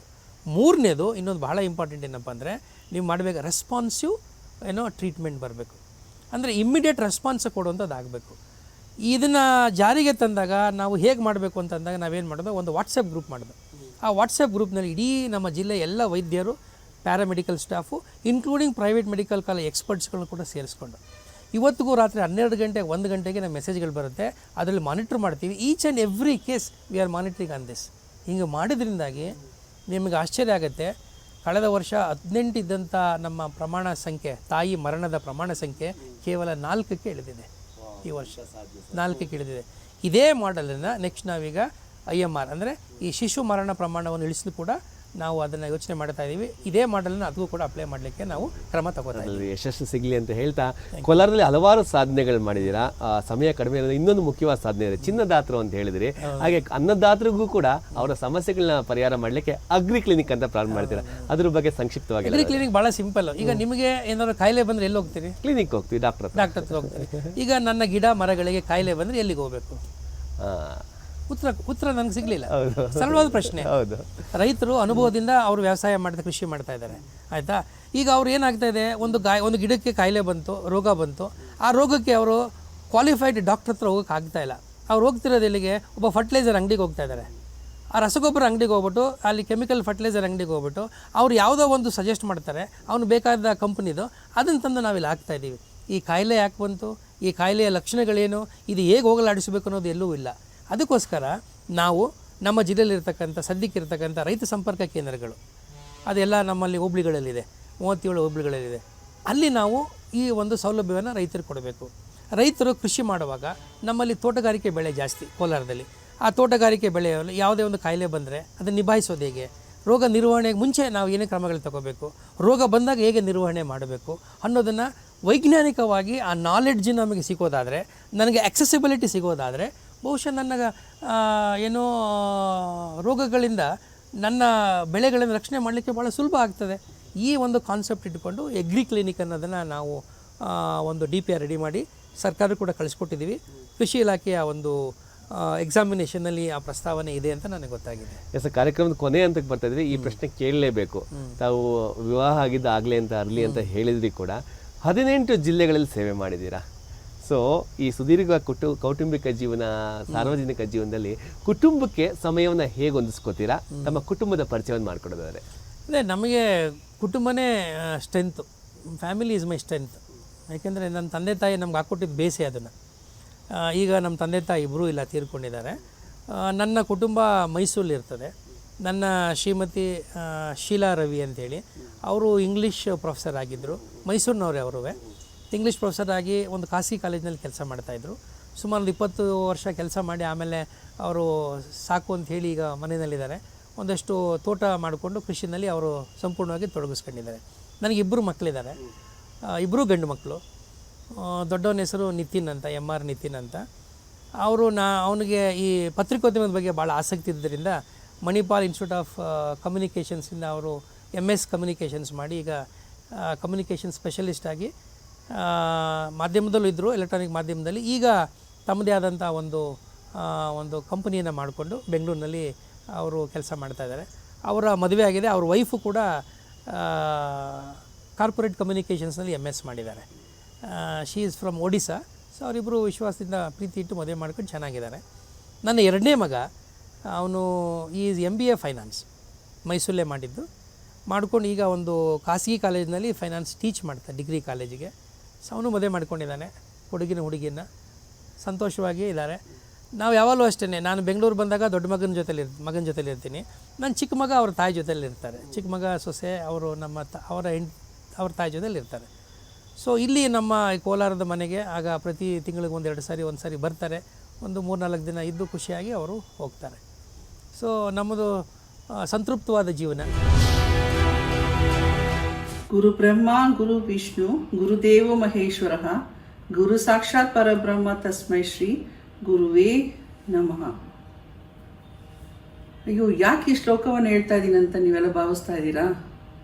ನನಗೆ ನನ್ನ ಗಂಡ ನೆನಪಾಗಿದ್ದೆ ಈ ಶ್ಲೋಕದಿಂದನೇ. ಪ್ರತಿ ವರ್ಷ ಗುರುಪೂರ್ಣಿಮೆ ಆಚರಣೆ ಮಾಡಬೇಕಾದ್ರೂ ನಾವು ಮೊದಲನೇದಾಗಿ ನನ್ನ ಗಂಡನಿಗೆ ಮಾತ್ರ ನಾನು ವಿಶ್ ಮಾಡೋಂಥದ್ದು. ಯಾಕೆಂದರೆ ಜೀವನದಲ್ಲಿ ಮೊದಲನೆಯ ಗುರು ಅವರೇ ನನಗೆ. ಅವರೇ ನನಗೆ ಮಾರ್ಗದರ್ಶಕರು, ಅವರೇ ನನಗೆ ಗೈಡ್ ಆಗಿದ್ರು, ಒಬ್ಬ ಒಳ್ಳೆಯ ಸ್ನೇಹಿತರಾಗಿದ್ದರು. ಆಮೇಲೆ ಜೀವನದಲ್ಲಿ ಯಾವ ಥರ ಜೀವನದ ಪಾಠವನ್ನು ಕಲಿಸ್ತಂಥವ್ರು ಅವರೇ. ಆಮೇಲೆ ಒಬ್ಬ IAS ಅಧಿಕಾರಿಯಾಗಿದ್ರು ಅವ್ರು ಎಷ್ಟು ಕಾಳಜಿ ವಹಿಸ್ಕೊಂಡು ನಮ್ಮನ್ನು ನೋಡ್ಕೋತಾರೆ ಅಂತಂದರೆ, ಎಷ್ಟೇ ಬ್ಯುಸಿ ಶೆಡ್ಯೂಲ್ ಆಗಿದ್ರು, ಎಷ್ಟೇ ಅವ್ರ ವೃತ್ತಿ ಜೀವನದಲ್ಲಿ ಅವರಷ್ಟು ಬ್ಯುಸಿಯಾಗಿದ್ರು ನಮ್ಮ ಬಗ್ಗೆ ವಿಚಾರಿಸ್ತಾರೆ, ಕಾಳಜಿ ವಹಿಸ್ತಾರೆ, ಮಕ್ಕಳ ಬಗ್ಗೆ ಕೇಳ್ತಾರೆ, ಎಲ್ಲ ಪ್ರತಿಯೊಂದು ಅವರು ಆಗುವುಗಳನ್ನೆಲ್ಲ ಕೇಳ್ತಾ ಇರ್ತಾರೆ. ಆಮೇಲೆ ನನಗೆ ಅವರು ಸಮಾಜದಲ್ಲಿ ಒಳ್ಳೆಯ ಸೇವಕರಾಗಬೇಕಂದ್ರೆ ಸಮಾಜ ಸೇವಕರಾಗಬೇಕು ಅಂತ ತುಂಬ ಇಷ್ಟ. ನಿಜವಾಗ್ಲೂ ಜನಗಳು ಬಹಳ ಪುಣ್ಯ ಮಾಡಿದ್ರು ಅಂಥವ್ರನ್ನ ಪಡೀಲಿಕ್ಕೆ. ಏಕೆಂದರೆ ಅವರು ಸಮಾಜ ಸೇವೆಗೋಸ್ಕರ ಅವರನ್ನು ಮೀಸಲಾಗಿ ಇಟ್ಕೊಂಡಿದ್ದಾರೆ. ಅಂಥ ವ್ಯಕ್ತಿನ ನಿಜವಾಗ್ಲೂ ನಾವು ಒಳ್ಳೆ ಉನ್ನತ ಸ್ಥಾನದಲ್ಲಿ ನೋಡಬೇಕು ಅಂತ ನಾನು ಇಷ್ಟಪಡ್ತೀನಿ ಅವ್ರನ್ನ. ಈಗಲೂ ಅಷ್ಟೇ, ಮುಂದಕ್ಕೂ ಅಷ್ಟೇ ಅವರು ಸಮಾಜ ಸೇವೆಯಲ್ಲೇ ತೊಡಗಿಸ್ಕೊಂಡು ಅವರು ಮುಂದೆ ಬರಬೇಕು ಅನ್ನೋದೇ ನನ್ನ ಒಂದು ಆಸೆ. ನಮ್ಮ ತಂದೆಯವ್ರ ಬಗ್ಗೆ ಏನು ಹೇಳೋದು ಹೇಳಿ? ನಮ್ಮ ತಂದೆಯವರು ನಮ್ಮೆಲ್ಲರ ಧ್ರುವತಾರೆ, ನಮ್ಮೆಲ್ಲರ ಗೈಡಿಂಗ್ ಸ್ಟಾರ್ ಅವರು. ಪ್ರತಿಯೊಂದು ತಿರುವಿನಲ್ಲೂ, ಪ್ರತಿಯೊಂದು ಹೆಜ್ಜೆಯಲ್ಲೂ, ಪ್ರತಿಯೊಂದು ವಿಷಯದಲ್ಲೂ ಕೂಡ ನಮ್ಮ ಜೊತೆ ನಿಲ್ತಾರೆ. ನಾವು ಪ್ರತಿಯೊಂದು ಹೆಜ್ಜೆಯಲ್ಲೂ ನಮಗೆ ಮಾರ್ಗದರ್ಶನ ನೀಡ್ತಾ ಬರ್ತಾರೆ. ಯಾವುದೇ ಟೈಮಲ್ಲೂ ಕೂಡ ನಾವು ಕೇಳಿದ್ರೆ ಅವ್ರು ಇಲ್ಲ ಅಂತ ಹೇಳೋದಿಲ್ಲ. ಪ್ರತಿ ನಿಮಿಷಗಳಲ್ಲಿ ನಮ್ಮ ಮಾತುಗಳಿಗೆ, ನಮ್ಮ ಪ್ರಶ್ನೆಗಳಿಗೆ ಸ್ಪಂದಿಸ್ತಾರೆ. ಆ ಸ್ಪಂದಿಸೋದಿದೆಯಲ್ಲ ಅಥವಾ ಮಾರ್ಗದರ್ಶನ ನೀಡೋದಿದೆಯಲ್ಲ, ಅದೇ ನಮ್ಮೆಲ್ಲರ ಬಲ, ಅಥವಾ ನಮಗೆ ಅದೇ ಬಲ, ಅದೇ ಪ್ರೀತಿ ಮತ್ತು ಅದೇ ಆರೈಕೆ. I love you, ಅಪ್ಪಾಜಿ. ಅಪ್ಪ ಬಗ್ಗೆ ಹೇಳೋದು ಅಂದರೆ I have never seen him as a father in law. ಅವರು ಅಪ್ಪ ಅಂತ ಹೇಳ್ತೀನಿ.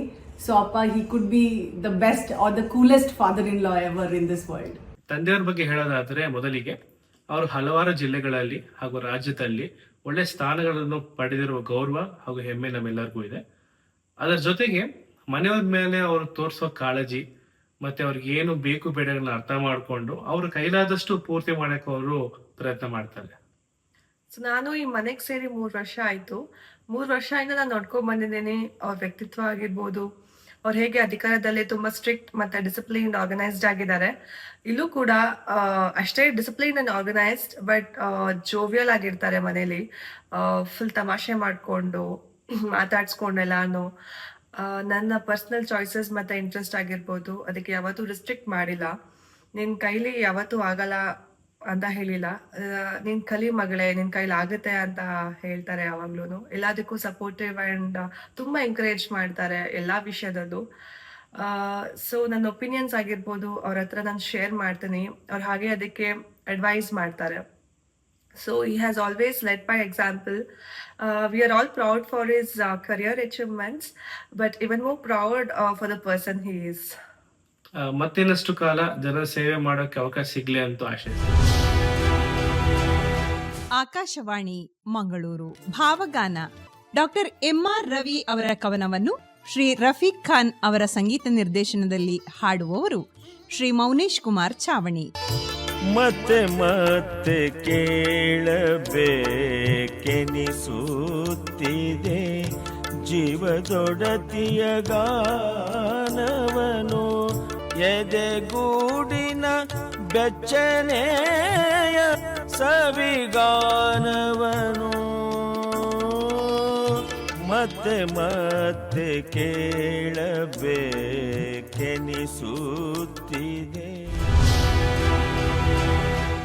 ಸರ್, ತಾವು ಅಂಬೇಡ್ಕರ್ ಆದರ್ಶಗಳನ್ನು ನಂಬಿರುವಂಥವ್ರು. ಅಂಬೇಡ್ಕರ್ ಬಗ್ಗೆ ಪುಸ್ತಕನೂ ಕೂಡ ಬರೆದಿದ್ದೀರಾ. ಹಾಗೆ ಕೋಲಾರ ಜಿಲ್ಲೆಯಲ್ಲಿ 21 ಅಡಿಗಳ ಅಂಬೇಡ್ಕರ್ ಪ್ರತಿಮೆಗೆ ಶಂಕುಸ್ಥಾಪನೆಗೆ ಅಡಿಗಲ್ಲು ಹಾಕೋದ್ರ ಜೊತೆಗೆ ಮತ್ತು ಕೋಲಾರದಲ್ಲಿ ಏನು 102 ಅಂಬೇಡ್ಕರ್ ಭವನಗಳು ಬರುತ್ತೆ, ಅದರಲ್ಲಿ ಜ್ಞಾನ ಮತ್ತು ಕೌಶಲ್ಯ ಕೇಂದ್ರಗಳ ನಿರ್ಮಾಣ ಮಾಡಬೇಕು ಅಂತ ಆಸೆಯನ್ನು ಹೊತ್ತಿದ್ದೀರಾ. ಸೊ ಅದ್ರ ಬಗ್ಗೆ ಮಾತಾಡೋಣ. ಇದು ನಿಮಗೆಲ್ಲ ಗೊತ್ತಿದೆ, ಏಕೆಂದರೆ ಬಾಬಾ ಸಾಹೇಬ್ ಅಂಬೇಡ್ಕರ್ ಬಗ್ಗೆ ಸಂವಿಧಾನ ರಚನೆ ಮಾಡಿ ನಮಗೆಲ್ಲ ಇವತ್ತು ಈ ಮಟ್ಟಿನ ಒಂದು ಸ್ವಾತಂತ್ರ್ಯ ಮತ್ತು ಸ್ವಾಭಿಮಾನದ ಬದುಕನ್ನು ಕಟ್ಟಿಕೊಡೋದಕ್ಕೆ ಸಾಧ್ಯವಾಗಿರ್ತಕ್ಕಂಥದ್ದು ಅಂಬೇಡ್ಕರ್ ಅವರ ಸಂವಿಧಾನ. ಸೊ ಅಂಥ ಸಂವಿಧಾನದ ಅಡಿನಲ್ಲಿ ಬದುಕಬೇಕಾದ್ರೆ ಸಂವಿಧಾನದ ಆಶಯಕ್ಕೆ ತಕ್ಕ ಹಾಗೆ ನಾವು ಕೂಡ ಆಚರಣೆ ಮಾಡಬೇಕು, ಬದುಕಬೇಕಾಗ್ತದೆ. ಸೊ ಈ ಹಿನ್ನೆಲೆಯಲ್ಲಿ ನಮ್ಮ ಕೋಲಾರ ನಮ್ಮ ಜಿಲ್ಲಾ ಆಡಳಿತ ಏನಿದೆ, ಜಿಲ್ಲಾ ಆಡಳಿತದ ಕ್ಯಾಂಪಸ್ನಲ್ಲೇ ಅಂಬೇಡ್ಕರ್ ಅವರ ಪ್ರತಿಮೆಯನ್ನು ನಿರ್ಮಾಣ ಮಾಡಬೇಕು ಅಂತ ಸಾರ್ವಜನಿಕರಿಂದ ಬಂದಂಥ ಒಂದು ಮನವಿ. ಆ ಮನವಿಯನ್ನು ಪರಿಗಣಿಸಿಬಿಟ್ಟು ನಾನು ಸರ್ಕಾರಕ್ಕೆ ಪತ್ರ ಬರೆದು ಅವರಿಂದ ಅನುಮತಿ ಪಡೆದು ಸುಮಾರು 21 ಅಡಿ ಎತ್ತರದ ಡಾಕ್ಟರ್ ಬಾಬಾ ಸಾಹೇಬ್ ಅಂಬೇಡ್ಕರ್ ಅವರ ಸ್ಟ್ಯಾಚ್ಯೂಗೆ ಈಗಾಗಲೇ ಮಾನ್ಯ ಶಾಸಕರು ಗುದ್ಲಿ ಪೂಜೆನ ಮಾಡಿ ಈಗ ನಿರ್ಮಾಣ ಕಾರ್ಯ ಭರದಿಂದ ಸಾಗ್ತಾ ಇದೆ. ರಾಜ್ಯಾದ್ಯಂತ ಸಾವಿರಾರು ಸಂಖ್ಯೆಯಲ್ಲಿ ಅಂಬೇಡ್ಕರ್ ಭವನಗಳ ನಿರ್ಮಾಣ ಮಾಡಿದ್ದೀವಿ. ನಾನು ಇಲ್ಲಿ ಬಂದು ನೋಡಿದಾಗ ಅಂಬೇಡ್ಕರ್ ಭವನಗಳು ಸರ್ಕಾರದ ಉದ್ದೇಶದ ಪ್ರಕಾರವಾಗಿ ಅದು ನಡೀತಾ ಇದೆಯಾ ಇಲ್ವಾ, ಪರ್ಪಸ್ ಅಂತಿರುತ್ತೆ, ಪ್ರತಿಯೊಂದು ಅಬ್ಜೆಕ್ಟಿವ್ ಅಂತಿರುತ್ತೆ. ಅದನ್ನು ಗಮನಿಸಿದಾಗ ಇದನ್ನು ಮತ್ತೊಂದು ನೆಕ್ಸ್ಟ್ ಲೆವೆಲ್ಗೆ ಯಾಕೆ ತಗೊಂಡು ಹೋಗಬಾರ್ದು ಅಂತ ಅನ್ನಿಸಿದಾಗ ಅಂಬೇಡ್ಕರ್ ಅವ್ರ ವಿಚಾರದಲ್ಲಿ ಜ್ಞಾನ ಅನ್ನೋದು ಭಾಳ ಅತ್ಯಂತ it is synonymous with Ambedkar. Ambedkar means knowledge, Ambedkar means equality, Ambedkar means social justice, ಇನ್ನೇನೂ ಇಲ್ಲ. ಸೊ ಅದಕ್ಕೆ ಸಿನಾನಿಮಸ್ ಆಗಿರ್ತಕ್ಕಂಥದ್ದು ಜ್ಞಾನ ಮತ್ತು ಈ ಕಾಲಕ್ಕೆ ನಮಗೆ ಬೇಕಾಗಿರ್ತಕ್ಕಂಥ ಕೌಶಲ.